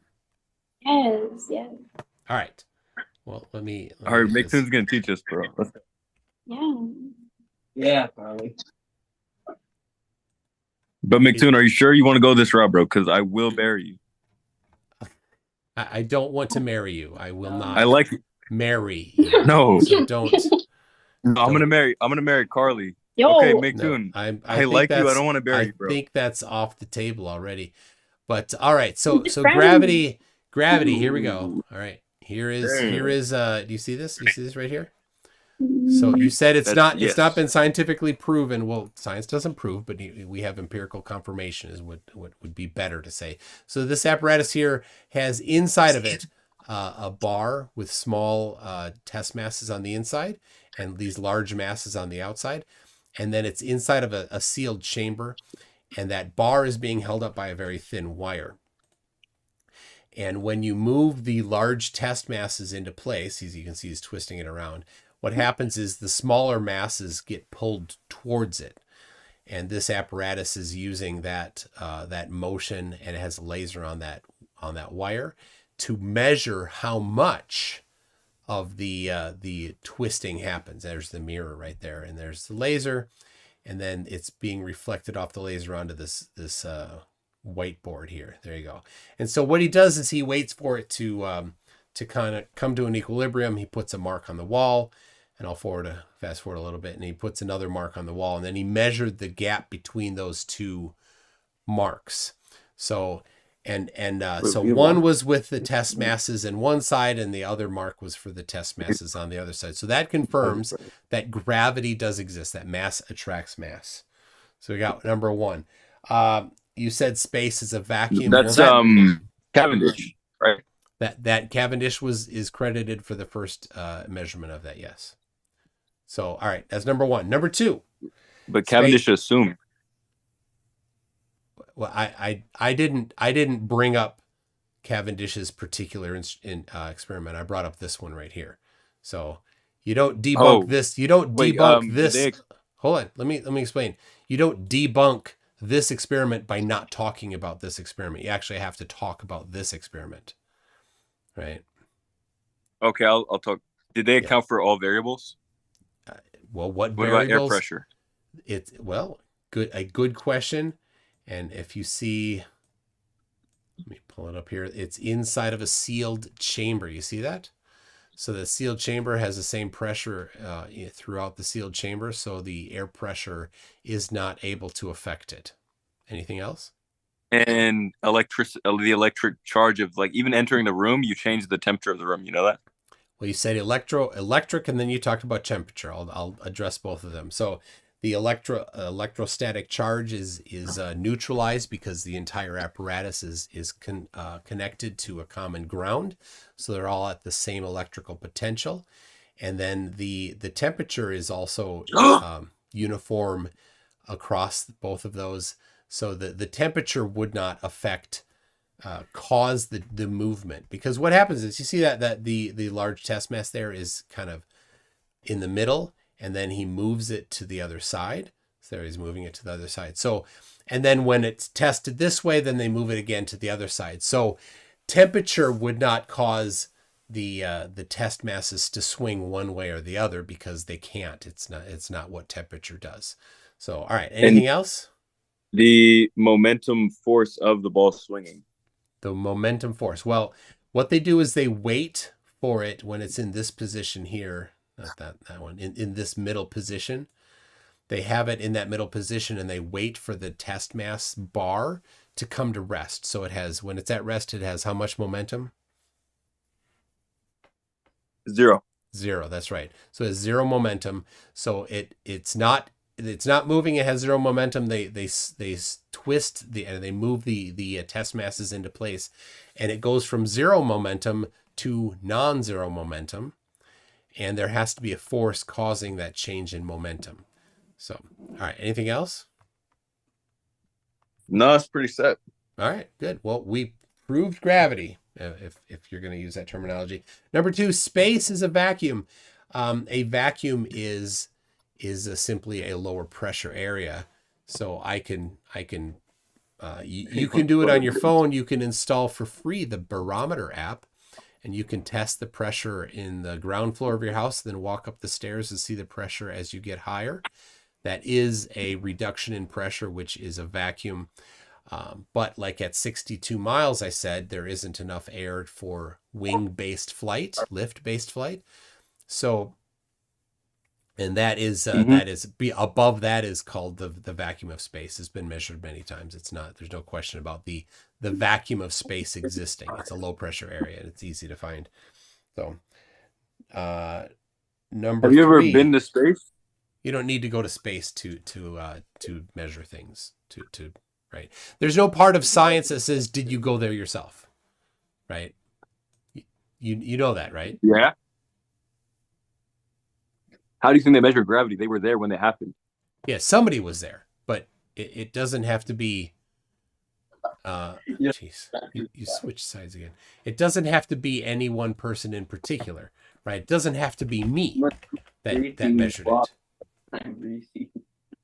it. Do you get that, Jaden? Saying, no. Did you do it isn't an actual refutation, because there's no requirement in science.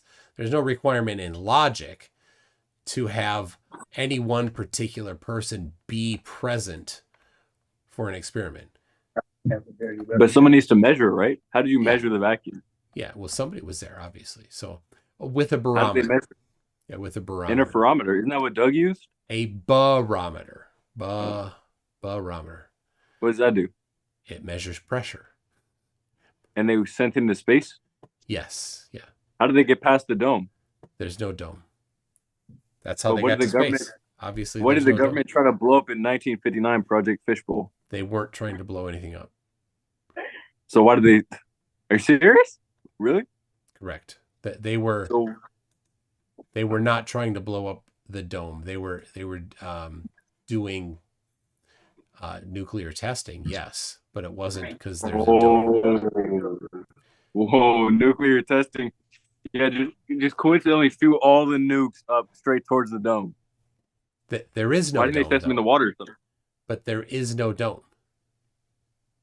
So they just decided one day in 1951 to just throw all the nukes at the sky for a test?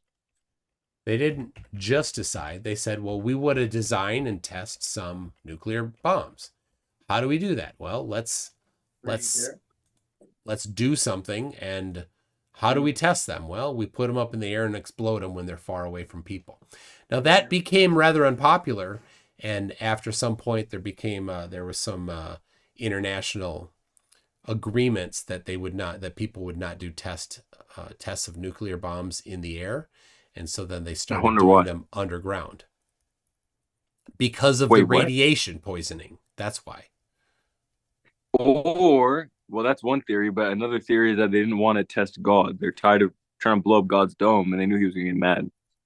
Why do you think right afterward? That sounds absolutely insane. 1960s, the Vietnam War happened right afterwards. Why do you think that happened, bro? It's karma. In 1960. Is that when the Vietnam War started? The 70s.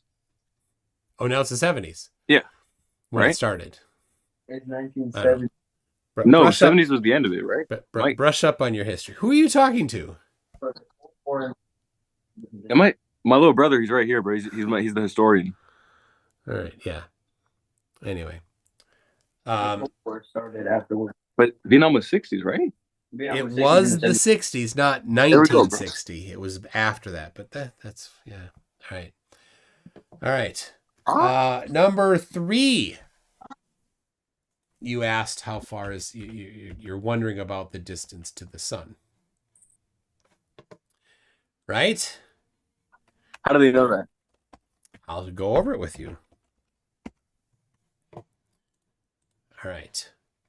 Oh, Let me get Carlee, it are you up muted, there. bro? Oh, hold on. I'll make sure she's Did not. you mute Carlee? I turned off Get her unmuted now. the hold on. Yeah. All right. When I you don't were know. getting rude, I switched the settings so that you couldn't unmute yourself, but she can unmute yourself now. All right. Hey guys. We can hear you now, Carlee. No more being a bad girl. All right. Fuck up, faggot. Hey, Hey. Bro, stop you talking. just failed. You Family- Go, lasted 5 girls. seconds. Family friendly Who's the show, win? Carlee. Come on. All right. All right, here it is. What do people know about the sun? So in 1966, Jesse James, pretty cool name, was in charge of an experiment, 1,000 daily experiments at El Campo, Texas. He published it in 1966, but since 1971, it did about 1,000 experiments. This is the array that he used. It's a radar array. And they sent radar to the sun, bounced it off the sun, and then it came How back do you send a radar to the sun? with a radar array of antennas like this. But Right how there. does it bounce back? Wouldn't it just go through the sun because it's made of gas? It actually bounces off of different layers of the sun. Wait, And there's that's like accurate? iron in the center? What's that? Is there iron in the center or something? No, it didn't bounce off the iron. If you want, you can just go to my website, mc2.net/sun, and there are some papers that people have done analyzing the bouncing that they did. I have it linked on this page here. If you really want it, there it is. There's some confused discussions. because, This isn't a paper. This is a discussion on it. So anyway, because so hold on. radio and You light asked. waves are similar, right? Yeah, you asked. I'm covering. Just wait till I'm done, okay? So they bounced. So for 16 minutes they sent the signal, and then they stopped sending the signal because after 16 minutes the bounces started coming back. So they transmitted for 16 minutes and then read for 16 minutes, and they were able to read the bounces. So let me show you, because they show the actual waveforms that they got back. So here is the reflected waveforms that they got back, and they sent it. It was sent in a pattern like this, and it came back in the same pattern. See that? Pretty cool. You see that?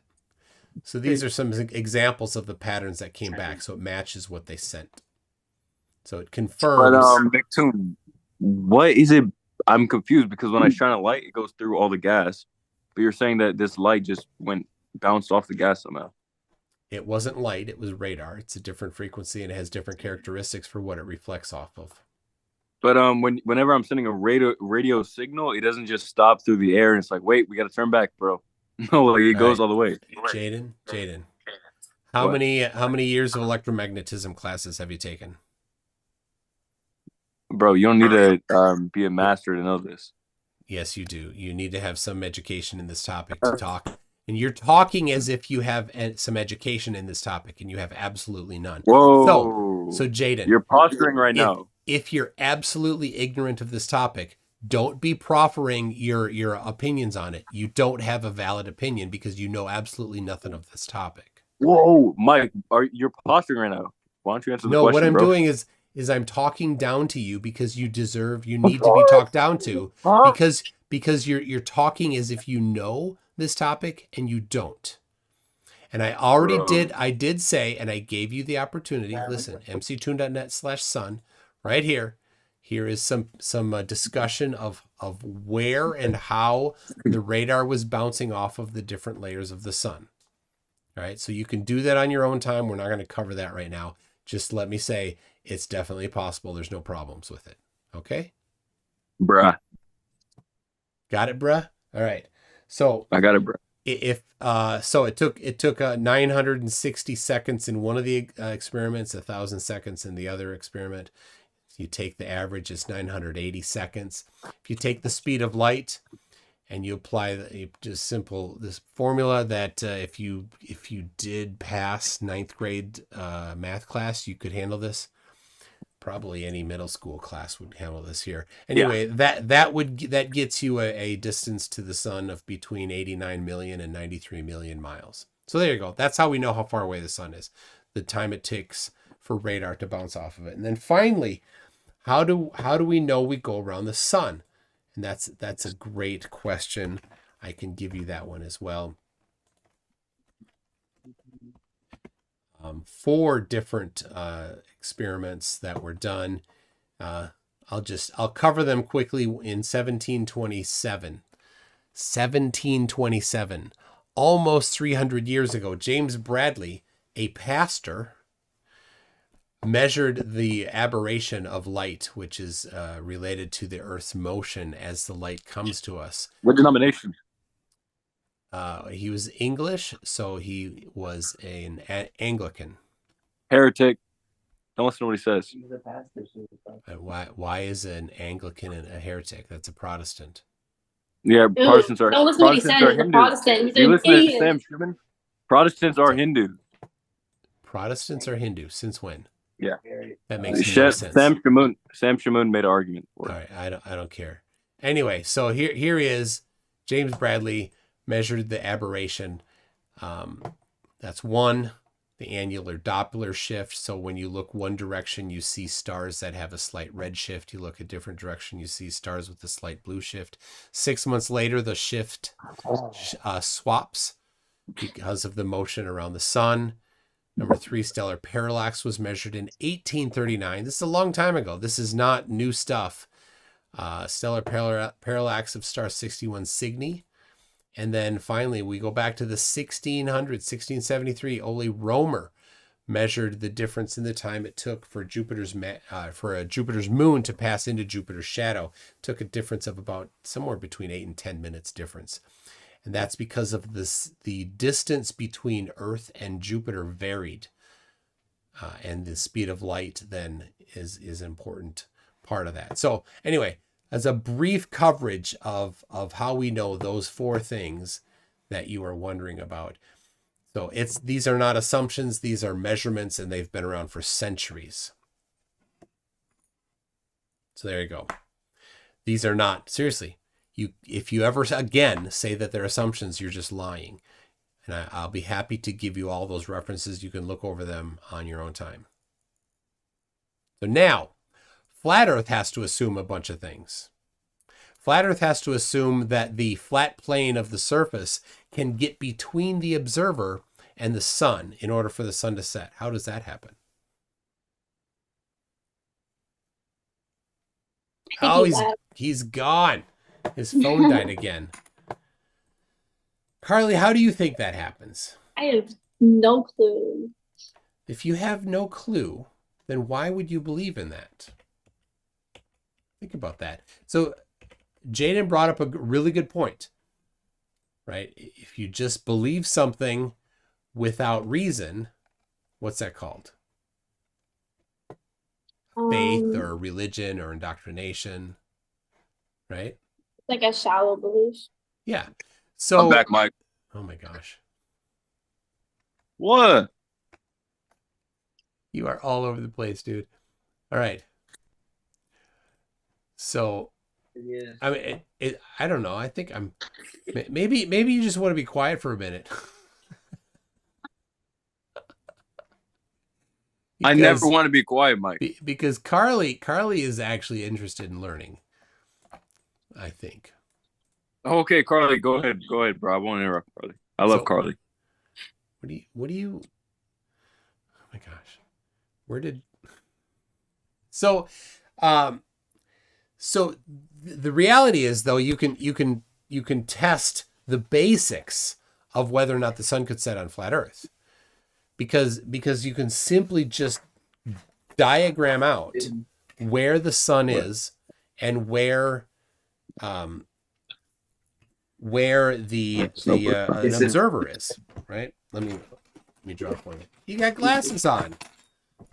I can't see anything. Yeah, that's good. Oh, Nerd, don't put them on. No. Don't put them on, bro. No, you look smarter.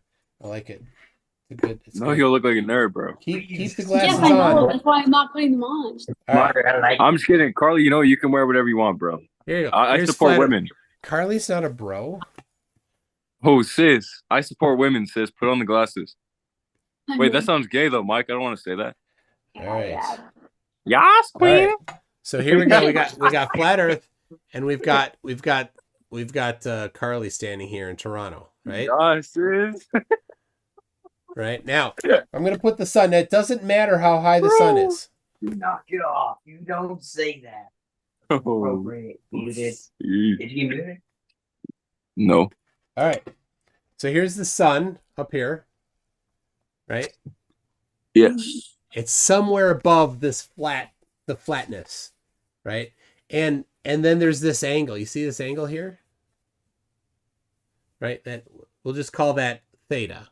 It's often a Greek letter used for theta or for angle, right? So now when the sun is here, there's this angle. Now if the sun moves farther away, right, that angle gets smaller, but you know what never happens?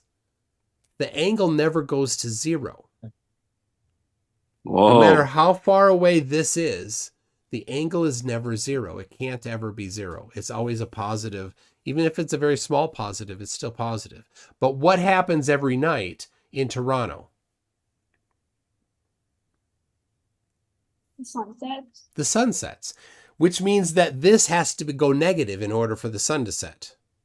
And it's not just negative for a little while, it's negative for half the day, depending on the time of year, right? Okay. No people. So somehow this sun, which is above the flatness, has to have this angle go negative. And I don't know how that could happen. There's no geometry to explain that.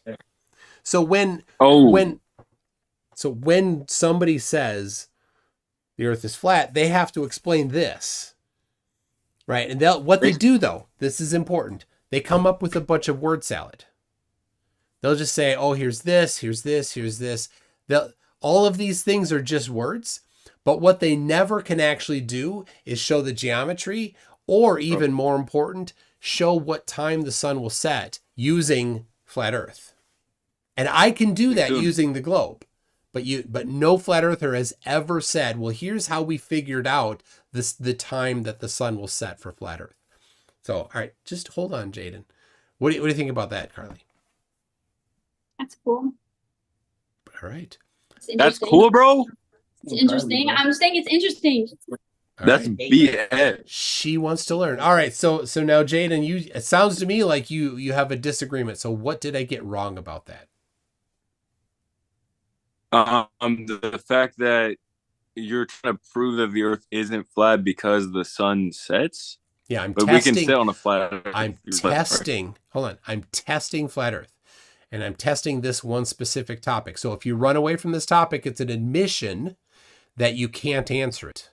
That's what you do if you try to deflect. Okay, well, I never run. Okay, so don't run. How does this happen? And how far away does the sun need to get for this to get negative?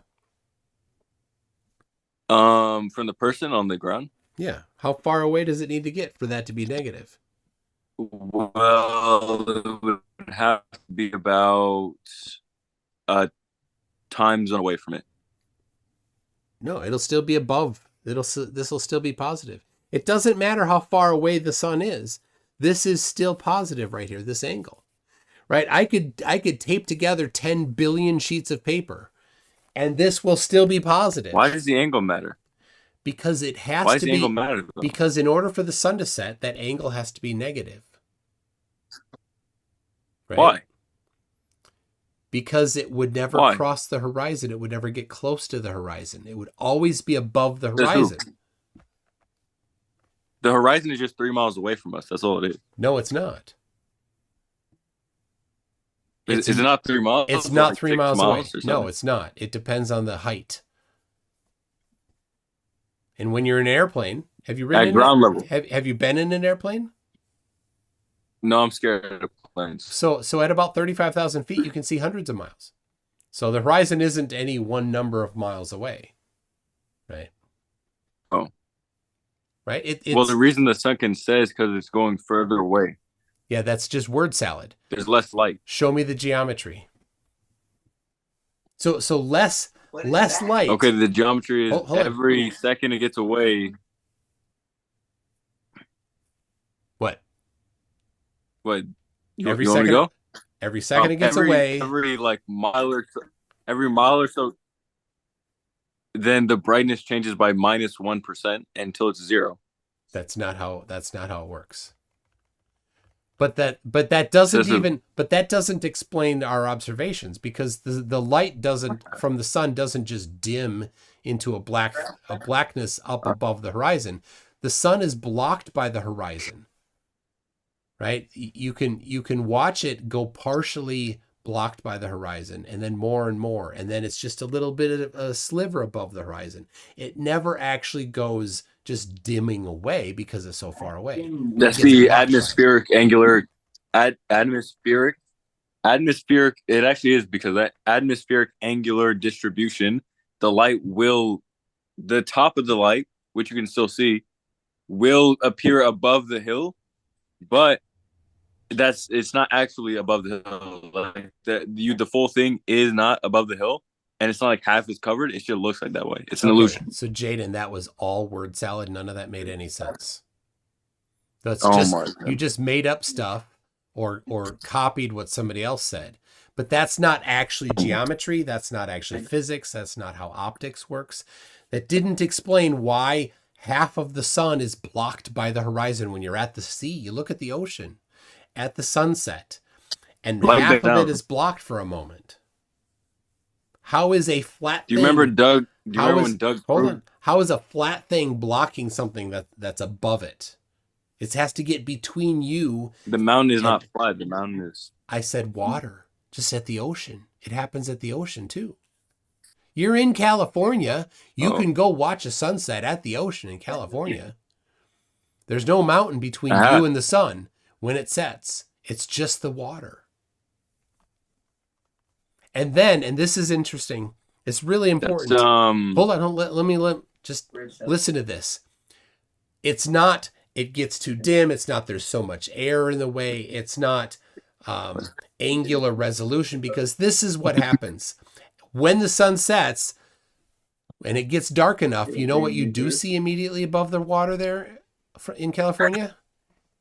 You see the stars. The moon. You see the stars. You see the stars. And the stars are not anywhere near as bright as the sun. Yet, somehow, you can see their light. And according to Flat Earth, they're in the dome and the sun is not in the dome. They're farther away and they're not as bright, and you still see them. How does that happen? That doesn't make any sense.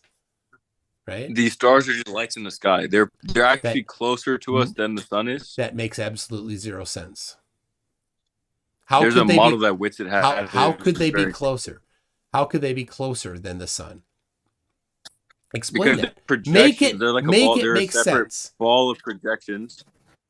Okay, here's the flat Earth. Here's the flat Earth, right? Yeah. And here, I got it. And then imagine this is the ball of celestial things, right? And it's always rotating. So at some point you'll see different what is it? What are they called? Celestial. The things in the sky, like Aries. What is it called? Constellations? Constellations, yeah. You'll see different constellations as it's turning, right? Yeah. And this is the flat, and the thing is constantly turning as it's moving. It's also moving and turning like this, right? And then you have the dome up here, and then the sun is like right here. So the stars are right here, the sun's right here, and the flat Earth is right here. So, all right. To be clear, there's two domes? Well, one isn't a dome, it's just a projection. A projection. Something is so the stars are being projected onto something? Yes. Okay, in order to be projected onto something, you need that something. What is that something? The atmosphere. Atmosphere doesn't do that. You need something else. It's just air. I'm sure there's You're sure there's something. You just hope that there is. Hopes and dreams don't make things actually appear. Right? You're going to need evidence for it instead of blind faith. So what's the actual evidence for it? You're the one that said if you believe something somebody said without evidence, it's just a religion. So don't tell me about your religion. Tell me about the actual evidence. Right? Mike is kind of trying to bury me here, but I'm going to get him in a second. In a second. All right. So So evidence. yes, if you're going to say that the stars are projected onto something, you need to tell me what that thing is and how people confirmed it, tested it, measured it. Who did it? What was the name of the people that Well, the fact found that you never found touched this a projection? star. That has nothing to do with ancient astrologers. that has just lights in the nothing sky. to do. The ancient astrologers, Jews, Christian. It has nothing to do with your claim about this thing that is the stars are being projected onto. Right? You're changing the topic. You're a Christian, though, right? You're The running ancient away. Christians. You're running away from the topic. You said the stars are being projected onto something. You also said if you believe something without any evidence, it's just a blind faith belief. So where is this and how is it empirically confirmed? Okay. What's the name of the person who found this whatever it is Mike. that's being projected on? Me. I know you don't have an answer. So Jaden, I'm going to ask you, stick with your own standard of evidence. You said if it's just somebody said it to you that it's just a blind faith religion, right? So hey, if you're just globe. if you you're gonna you don't have evidence. now you're running away from the topic again, Jaden. Every time you get cornered, I get it. You run away. You're on the track. Run. You're on the cross country team. I get it. You're good at running. Okay. Yes. Let me tell you this, Mike. I'm not the 7. Carlee's the 7. Carlee's the smart one, right? But I will tell you. Definitely Carlee is the smart one. Okay, tell me this. You didn't actually freeze. I can see you moving.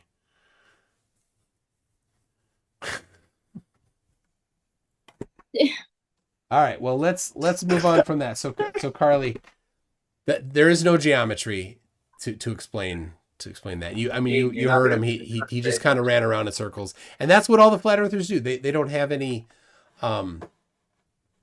anything to. Wait, let me answer it back. All right, Jaden, what happened to your camera? How do I do it? Back. Click. No, don't Watch the know. view. All right. Sorry, Mike, Oh. I froze. No, you didn't. Yes, I did. We all saw you didn't. And Okay. Did Carlee give an answer? No, I think Carlee's just happy, just being smarter. But Carlee's the entertainer. Carlee's a 3 and a 7. Carlee's a 3 and a 7. I don't know what that means. Yeah. But, Numerology. oh, Yeah. nah, that's not a thing. Anyway, so It's proven though. all right. So I don't know. This so far, Jaded, you haven't brought any actual evidence. Neither of you. Yes, I did. I brought a lot of evidence. I showed you Fake measurements. I showed you measurements that people have really done of bouncing radar off the sun. I showed you photographs that people really took of the curved horizon. I showed you 4 different experiments of people doing things centuries ago. They've been repeated, so that's only the first one. There's been many more of people measuring the motion of the Earth around the sun. Right, so these are all positive evidences. These are things that Mike, people what have would it really take? done. What's that? What would it take for you to have a little faith? A little faith. So in physical the physical environment, I nothing. I don't need to put any faith in anything in the physical environment. We'll just go empirically measure it and check it out. What about God? What would it take for you to believe? God is not a physical thing. It's a metaphysical Yeah, or a Jesus spiritual Christ is thing. physical. So that's No, you that's put a faith in the different. Bible. But it's a whole different realm of things. It's not empirical evidence. So anyway, so Jaden, you were the one earlier that was dissing having faith in physical things. You said if you just believe that somebody told you something, you're just having faith in that. And you were talking down about that, claiming that I only had faith in the globe, of course. So I showed Only you have all faith of in these. Jesus Christ. I showed you all these different things about physical reality, right? And then now you switch around. You're like, oh, we got a faith. That you're being inconsistent with yourself here, Jaden. So try to be consistent. Pick your standard of evidence and stick to it. What is your evidence? What evidence would take for you to believe in the flat Earth? Measurements of flatness with a strong, controlling control for confounding variables, a celestial navigation using flat Earth, a computation based on flat Earth that would cause the 9.8 meters per second squared downward acceleration, an explanation using physics and optics and geometry for why there is a single celestial pole due south in all that everybody can see south of the equator. A method to determine the distance between points across the surface of flat Earth so that long-range navigation can make planning for these long-range trips like boat trips so they know how much fuel and food they need to have. How's that? Any of those? And if I gave you all that you believe in the flat Earth, That would certainly do a lot. Yeah. would you believe in the flat Earth though? Yes or no? Yeah. Yep. If you did all those, absolutely. 100%. Carlee, do we have any of that? What are you asking me for? You have the slideshows. No, you're the 7, right? You got the slideshows. You can yeah, I do do the have the slideshow, slideshow. Jaden. Yeah. Where's the slideshow? I sent you the link. And you show them the slideshow.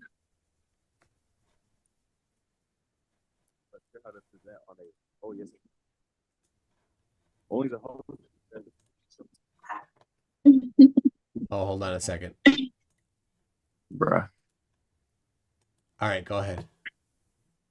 All right. Here we go.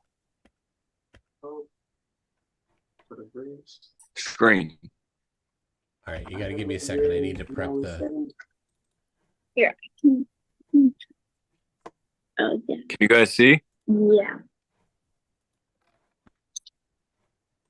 Yep, there you go. Mind pressure. Let me go on. All right, go crazy. Okay. Bro, do we go? Okay, this thing will load. Here we go. See, I had it all prepped here. What is science? The science versus the religion, the assumptions I was talking about earlier, right? Okay. Bro, go back. You've never seen the boat. Why did the boat get deleted? But you've never seen the boat go down the lake over here and then come up on the other lake on that side, right? What? That's not evidence. And 0 experiments to validate space-time. There you go. I can cover dozens of them if you want. Global warming argument and rapid fire. Mike, you want to do rapid fire? What this is? I'm gonna give you no, Jaden. It's called What? Gish Gallop.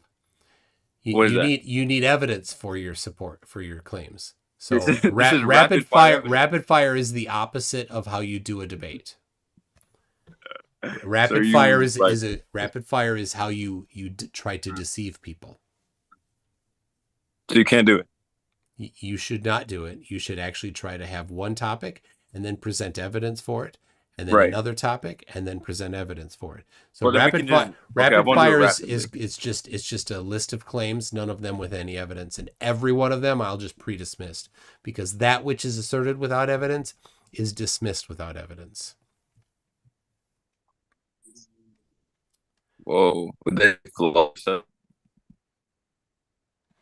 I didn't quite catch what you said. Thing therefore I am. Wait, where did all my evidence go? Carlee, did you delete the evidence? You deleted the memes. Silly slide. What do you mean your memes? Wait, One? no, there we go. Yeah. According to Eratosthenes, the tables of all. All What do you say about this? Let's go over the math. Go ahead. Show me the math for that. the batteries or the cans. Yep. The math is that it's getting bigger with each can, but we can see the table is flat. Yeah. But that's what Eratosthenes but you said. didn't. But you didn't. That's the curve because it makes that shadow. So Jaden, the Eratosthenes measurement. It's not an experiment. The Eratosthenes measurement has very specific geometry to it. So go ahead and apply the geometry. Why is it always got to be about math? Why can't it be a logical argument? That is a logical argument. Math. But I don't know a lot of math, bro. I'm not into the math stuff. I believe you. Okay, bro. So right here, I'll tell you. Here we go. Write this down. You ready? All right, and then I want you to show me the math. We'll do it right now, because this is a math claim that you put up on the screen right here. You brought up the math because Eratosthenes is an application of math. Okay, so it's on screen. Okay. Everybody's seeing you talk about Eratosthenes. Eratosthenes is about math, and certainly you know the formula that he used. Anyway, so I personally took part in a measurement of an Eratosthenes style. So I'm at 45 degrees north latitude, and I measured the elevation of the sun to be 22.5 degrees. Okay, and the distance between me and the Tropic of Capricorn, which is where the sun's GP is, was 7,619 I'm a Capricorn. Kilometers. Don't care. And then a friend of mine was in Jerusalem, near Jerusalem, Israel. His latitude 31.35, the sun's angle 36.2, and his distance from the Tropic of Capricorn is 6,099 kilometers. Now, there you go. That's the Eratosthenes measurements that I've participated in. And when I hypothesized that the Earth was flat, I got two different elevations for the sun simultaneously. Why is that? I'll tell you. I got this one for Minneapolis. I got a height of the sun for hypothesizing flat Earth of 3,163 kilometers. And from Israel, the Eratosthenes measured height of the sun was 4,468 kilometers. Same day. How could the sun be the same height the same day? Or different heights on the same day? Well, I'll be honest, I don't know, but if you went to Israel, it might have something to do like the juice or something, but I have no idea. Okay. So what about this one? So hold on. Let's just say you didn't do the math, so that meme is stupid. Okay. All right. Right. I'll admit that one's stupid. Yeah. Okay. So Earth is 70% level water. That means the majority of the Earth is level. All right. Well, the definition of level when applied to the Earth is a curve, but I know what you mean. Huh? You mean, yes, if you look in Merriam-Webster, it's the first adjective definition. Level is curve? Yes. That's the definition of level. That's like saying an e-girl means a virgin. What the fuck? Well, tell you what, I will read it to you directly from Webster's dictionary. Having no part higher than another, conforming to the curvature of the liquid parts of Earth's surface. That's Merriam-Webster's dictionary. It's the adjective definition. Do you trust Merriam-Webster? Well, you're using words, and words have meaning, and that's what that word means. Okay, Mike, can you look up on Merriam-Webster, what is a woman? Jaden, listen. That's what the word level means.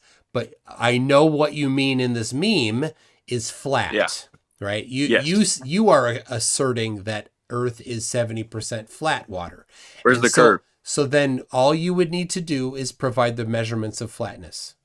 Okay, I'm looking at the image here and I don't see a curve. I already showed you a photograph that was curved, that was from a higher elevation, and a much better photograph too. So I think that was Carlee. And just so you know, Jaden, at that elevation, there is the visible curve according to the globe. Prediction is that you wouldn't see that in that picture. So, okay, so Earth level, sea level, and sky level are all the same flat level. The same what? Earth, sea, and sky. Yeah. The elements, they're all flat. No, they're not. There's no measurements that you provided there. But look at Jaden, big people go and measure things. They don't look at memes. If you're going to do science, if you're going to 5'11". if you want to participate with adults, you're going to have to get some measurements. You're the same. Okay, but Einstein was a big person, right? And Einstein said that the motion of the Earth cannot be detected by any optical experiment. Do you see that period at the end of that quote there? Yeah. Yeah, that's a lie. Did you know that? Whoa, that means the whole quote's wrong because someone added a period in it. What the heck? Do you know what comes after that? There's no period there in the original. Yeah, after it says Albert Einstein, Kyoto University, Japan, December No, 14th. After the word experiment, there is no period in his original quote. Do you know what he said after that? He said the Earth is moving around the sun. So, Jaden, that meme is a lie because it's asserting that that's the end of the sentence. And according to your religion, who is the father of lies? Satan. That's it. That's where that meme came from. It came from Satan? Yeah, Then that means NASA came from Satan. because it's a lie. Don't you recognize that you are using a lie to try to prove flat Earth? How about you actually go get some measurements, actually do some I didn't work? know it was How a about lie. well, then you're easily indoctrinated and gullible because you quoted something that was wrong. Well, I agree with that. That's why I have Carlee here to tell me the truth about everything. But she's wrong about some things. But yeah. So what about this one? What about it? When they're building the canals, they don't account for curvature. But they do. Do you have the engineering documentation for that, or do you just have a meme that says something? Hold on. Or do you just have a meme that says something you didn't check? Very specific thing. Yes, you It's do. always you need to get this very specific. Absolutely, 100% too. That's what big people do. code. That's what big people do. If you're going to make a claim that engineers didn't take the curve into account, then it's incumbent on you to bring the documentation of how the engineers did it. But you don't have that. All you have is a stupid meme that you didn't even verify. The burden of proof is on you to disprove it. No, it's not. It's on you you are the claimant, not me. You claimed. I see they build canals. But you made a very specific claim about how they build canals. Not me. I didn't make that claim. You made the claim. You have the burden of proof to support it. I'm curious, how do you account for curvature when you're building a canal? Do you dig deeper? No. But this isn't a chance for me to educate you on how canals are dug. This is a chance for you to realize that you are making unsubstantiated claims and you should not do that. All right, I won't try. Okay, what about this one? What's the difference between Waldo and the Earth's curvature? You can find Waldo. It's just another lie. Oh, I think he got you there. That one's a good point because, Waldo. Yeah, what do you have to say, Carlee? It's a good point because what? Because Waldo, it's a great meme. I actually didn't read it. There's no curvature. Waldo, right? But you can't find the curvature. There you go. All you've done is said that. I've shown you photographs of curvature earlier, so I've shown you already. McToon, you're gonna like this one. Atmospheric magnification. So I remember you talking about refraction or something with Witsit. Yeah. The same location, elevation in different days. Yep. And look at this. Yeah. So go to the left side there. Go to the left side. Now, what you see the two of them there, right? Yeah. The one on the right, why don't you see the legs? There's no legs on a boat. Is that a boat or is that an oil platform? Well, it does. I think it's a cruise ship. It's pretty fuzzy. Okay. So look over to the right side. So you see. Oh, it is. Whoa. There you go. Oh dear. Where did the legs go on the left side? It's like Siren Head is just like disappears. Where are the legs on the left side? Where are the legs? I don't know. What about this one? No, go back. Stop it. I cornered you.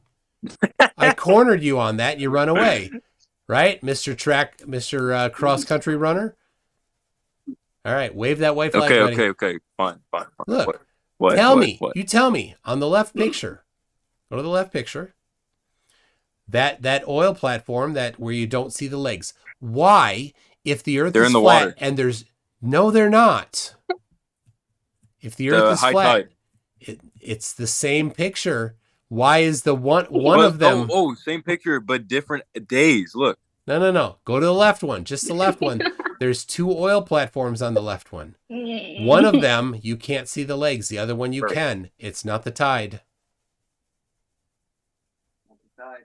Huh? It's not the tide. What is it?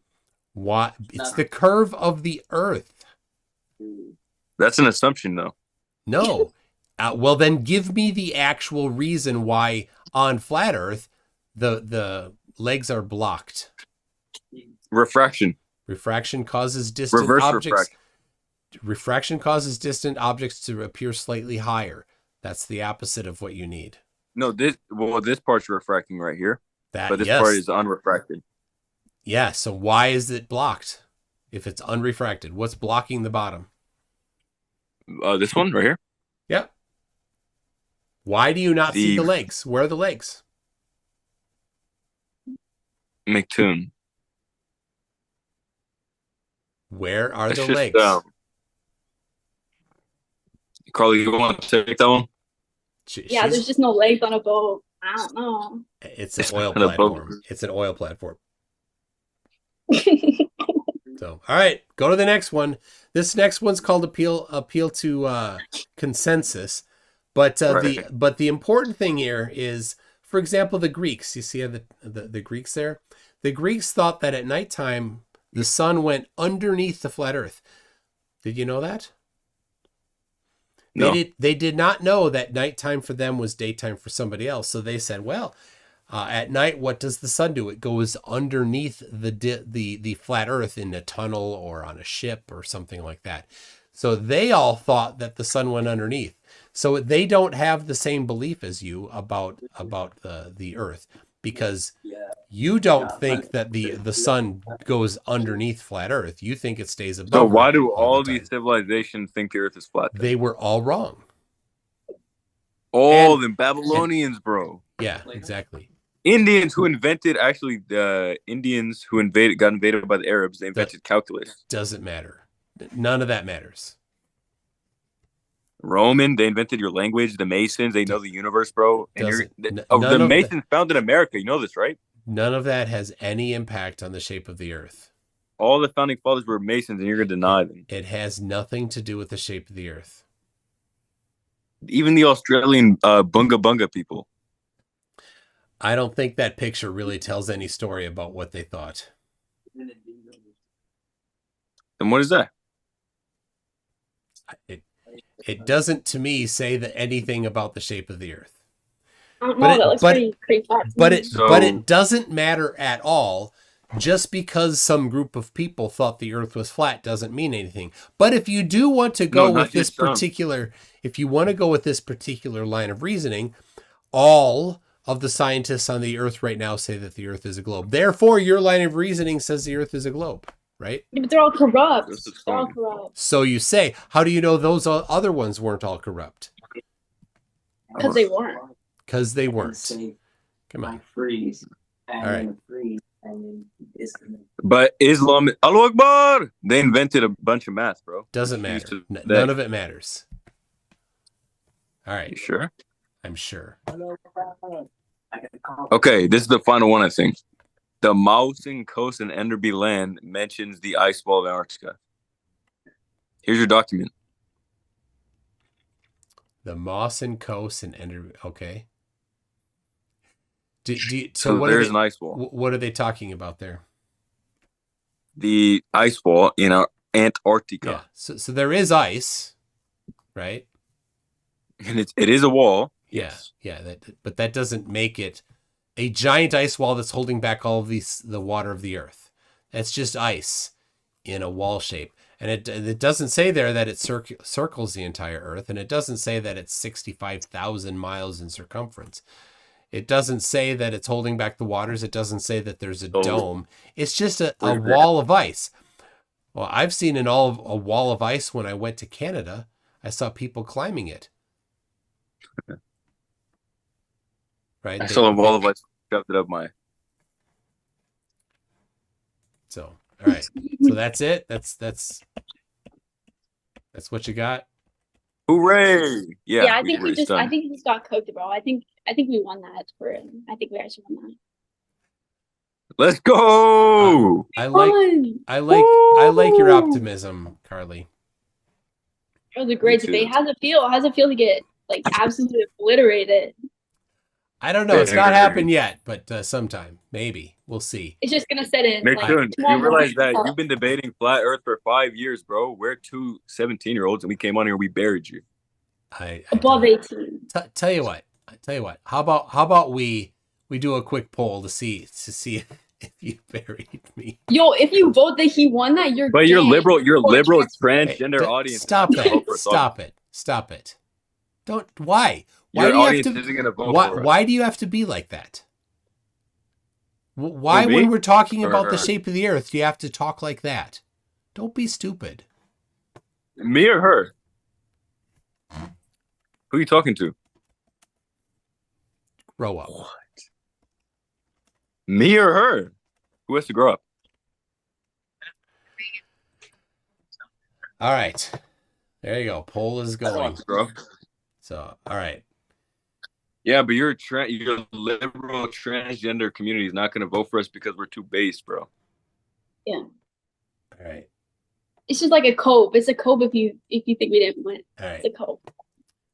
All right. Jaden, you're done.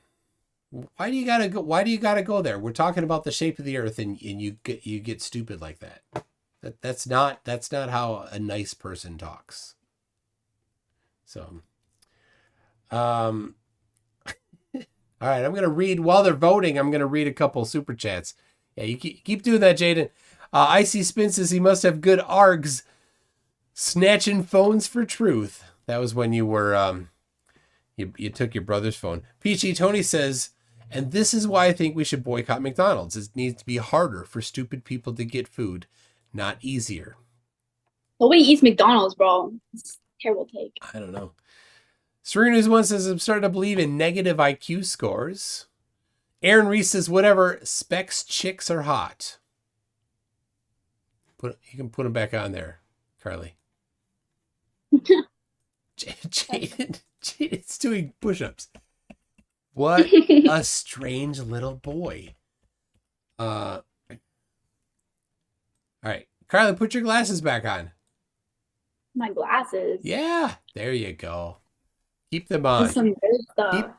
Keep learning, Carlee. You can get out of this nonsense and right. Are you gonna go to college when you're done with high school? Maybe, yeah. Yeah. I don't think so. Well, I know. why not? I want to be rich. I want to do social media. Yeah. I think everybody wants to do social media. It ain't that easy. Yeah. Is he in an attic? I can't see him. It looks like he's in an attic. What a strange boy. All right. Well, here's what you do. Figure out what you want to do when you're 30. Right? And then what's the path that you have to take to get there? Yeah. Right? Figure that out. That'll give you the direction you want. Because if you get done with high school and you're like, oh, this looks fun, this looks fun, this looks fun. It's like going on a road trip, and instead of picking where you're going to go, you just pick which road looks nicest. Right? Yeah. You want to choose your destination and then use the path that you want to get to that destination. All right. Arnold is a new member at Newton. Thank you for that. We got Virillion says, Jaden quoting something someone says and believing it sounds like his definition of religion. Exactly. He did kind of show that all that religion talk is him, that believing things with no reason. Arnold then says, this dude is 100% playing a character and he's not as funny as he was last time. She is in over her head and too embarrassed to Poe with him. Do you know what poeing? No. You know what a poe is? Yeah. What? Like to go along with him. No, a poe would be somebody that's pretending to hold a position and then intentionally saying things that's as ridiculous as possible.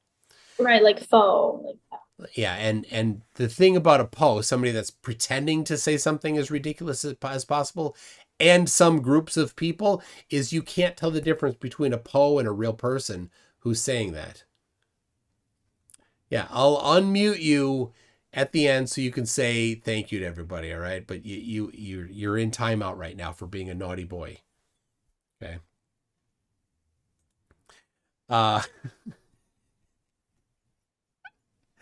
Mr. E-Man gifted 5 memberships. Thank you so much for that. Icy Spin says, Carlee, honest thoughts on what Toon showed.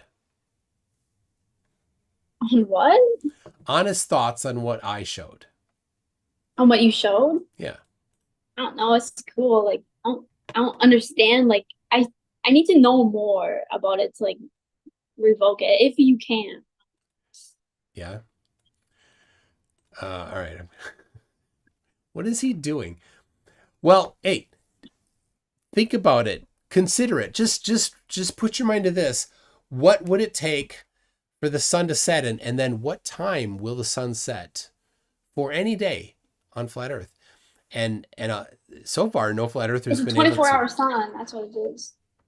But the sun isn't 24 hours. It's dark now, right outside, isn't it? It goes around. Yeah, but it's dark outside right now in Toronto. So somehow this angle got negative. Well, on flat Earth, it can't go negative, so it doesn't work. There's no possibility that the Earth could be flat because the sun never could go, this never could go negative. And all those ancient cultures, they thought that the sun did go underneath the Earth. You read the book of Enoch, it says the sun goes into portals underneath the Earth. And the Greeks and Romans talked about the sun going down underneath and taking a boat across a river under the the underbelly of the Earth. So, yeah, go to some real sources, not flat Earth sources on the internet. Jaden's funny. You can't help but laugh at that. All right. Mr. E-Man says these people bring memes when what they require is actual measurements of flatness and evidence for flat Earth. Yeah, I think about that. Though the globe predicts that at low elevation you wouldn't see a strong curve. You need to go up high to see it. So when you mentioned, Carlee, that you saw that there's 120 foot high balloons that have 120,000 foot high balloons that have that appear flat. So let me tell you this. You maybe saw some clips of balloons, maybe a 30-second or a 1 minute long clip of a balloon, but you didn't see the entire balloon flight. And you didn't look at what type of camera was used. So if you see those, ask, can I see the entire balloon flight? And generally you won't find it. Or ask what lens it was. Generally you won't find it. But if you do find them, some of them you can find, you'll discover that the lenses on there have strong barrel distortion. People call them fisheye. And that's what's causing the slight curve of the horizon to get somewhat flattened out, but it's not perfect. Sometimes you can see on the edges of the screen, it's curving up a little bit. That's because that lens distortion is a bit extra on the edges there. So look at those. Pay close attention to them and scrutinize them. All right. Al-Khwarizmi says, with that transgendered remark, your guest lost. Yeah. Regardless of anyone's position on it.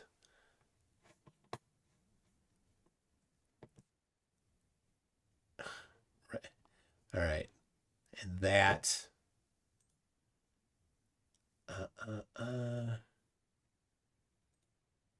All right. There it is. He's out. So, regardless of anyone's position on transgenderism and things like that, being rude like that is not what you want to do. That's not what anyone's religion says to do for how to treat people, right? Well, actually, I mean, it's a sin. To treat people rudely, it is. No, Yeah. it's a sin to be gay. It has nothing to do with how to treat people. Yeah. Whether or not somebody's religion has a particular stance on whether it's acceptable to do something doesn't mean it's okay to treat them poorly. But if someone is pushing sin onto you, like that's what they're doing. If they're pushing sin onto you, what are you supposed to do? Say, "Oh, it's okay." You're supposed to fight back against them. No, Carlee, you do what Jesus did. Yeah, but Jesus said it to be gay is it's a sin. No, right? he didn't. He didn't say that. What Jesus did when they brought the prostitute to him, he loved her. He did not condemn her. Go read what he did. Yeah, but in the Bible, he treated her with respect. Yeah. Right? And that's what everybody should do. And Jesus modeled it right by treating her with respect. Regardless of what she did, he loved her. He did not condemn her. So yeah, but we aren't Jesus. Jesus is impossible because Jesus is sinless. We should take that model and have that be how we try to act. But in the Bible, it's a sin to be gay. So are you condemning sin? It has nothing to do with it. Go read 1 Corinthians 5. I'll leave you with that. Okay? 1 Corinthians 5. All right. You got a Bible? Go read it when we're done here. Josh Debate says, do you remember when we had 2 debates? I can appreciate how you debate and would like to speak again. I can't figure out how to communicate with you again, live or even in private. In order to set up a live, I have bipolar, but I will talk. I know who you are. My email address is mctoon@mctoon.net. But man, you went nuts deep talking to me in DMs on Facebook. So I don't know. Send me an email and we can talk. Icy Spin says, compute the consequences of your hypothesis. And so Carlee, that is a core part of how to do science. You have a hypothesis and then you compute the consequences of it, right? If you say, well, the earth is flat, well, then I can compute the consequences of it. This is what the sun would do if the earth is flat. That's how I compute the consequences. Then you compare that to observation or reality or experiment. And since the sun sets, the computation of the consequences of flat earth doesn't match observations. Therefore, it's wrong. So, all right. Streamers One says, thanks for coming, Carlee. Come back again. And Professor Phil Bell says, please ask Carlee to keep studying so she can determine her own path in life rather than being forced to do what other people want her to do. Well, that's great. So, I'm going to go. It's pretty late now. Though. Yeah. Carlee, thank you very much for coming on. Jaden, you turned into a doofus. Sorry. Carlee, you might consider not hanging out with him. I don't know. No, I like him. Bye-bye. All right, bye. Oh my gosh. I said that was going to be an absolute mess, and it was an absolute mess. All right. Jeez. Kids. I mean, I'm 13. I'm younger than them, and I'm more mature than them. I don't know how that happened. Anyway, Mr. E-Man says, the one commandment of Jesus, love one another as I have loved you. Well, he gave 2, didn't he? The first one was love the Lord your God. The second is love one another and others I have loved you. As you would love yourself. Yeah, that's a different one. You're right there, Mr. E-Man. Anyway, no matter what, treat people right. Doesn't matter if they're not of your particular religion, then don't put yours on them. You can't do that. That's what's in 1 Corinthians 5. So Ashton Richards says, I'm worried for you, Toon. Guy said he benches 135.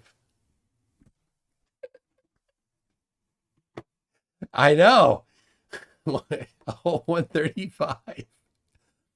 So I was working out today, and I'm looking over. There's a 100-pound dumbbell there, and I'm like, no, I'm not.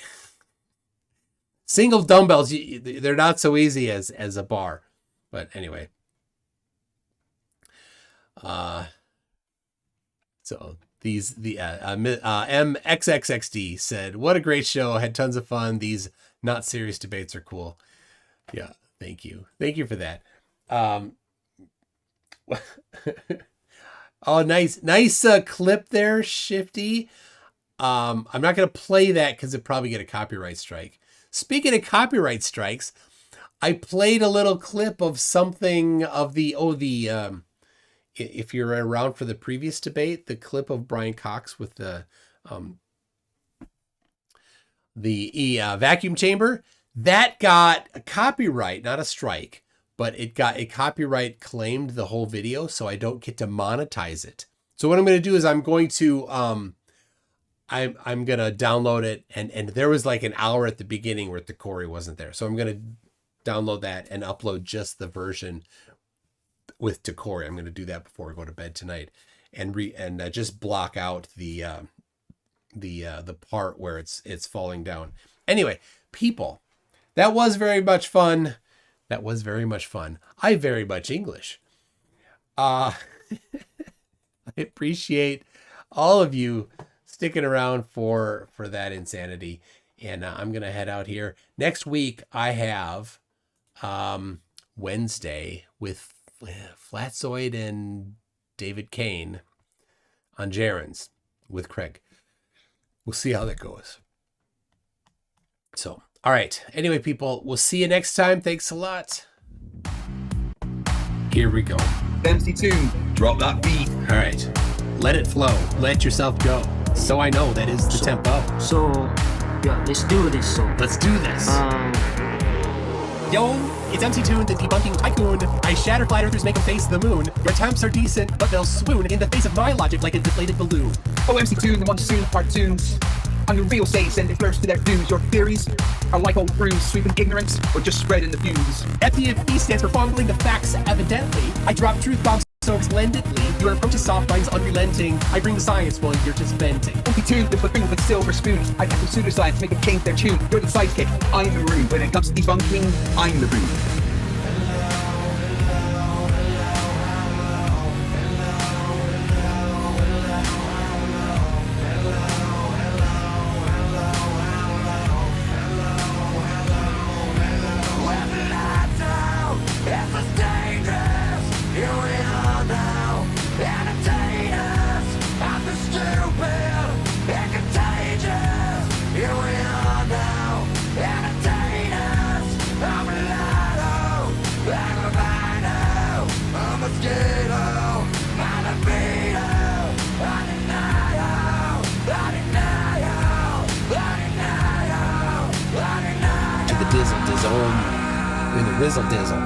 But hey, FTFE, we share the creed to educate and debunk the plant the seed. Though in this rap, it's clear indeed I've got the upper hand in word and deed. All right, hold on a second. The Zoom call died. Everything died. No.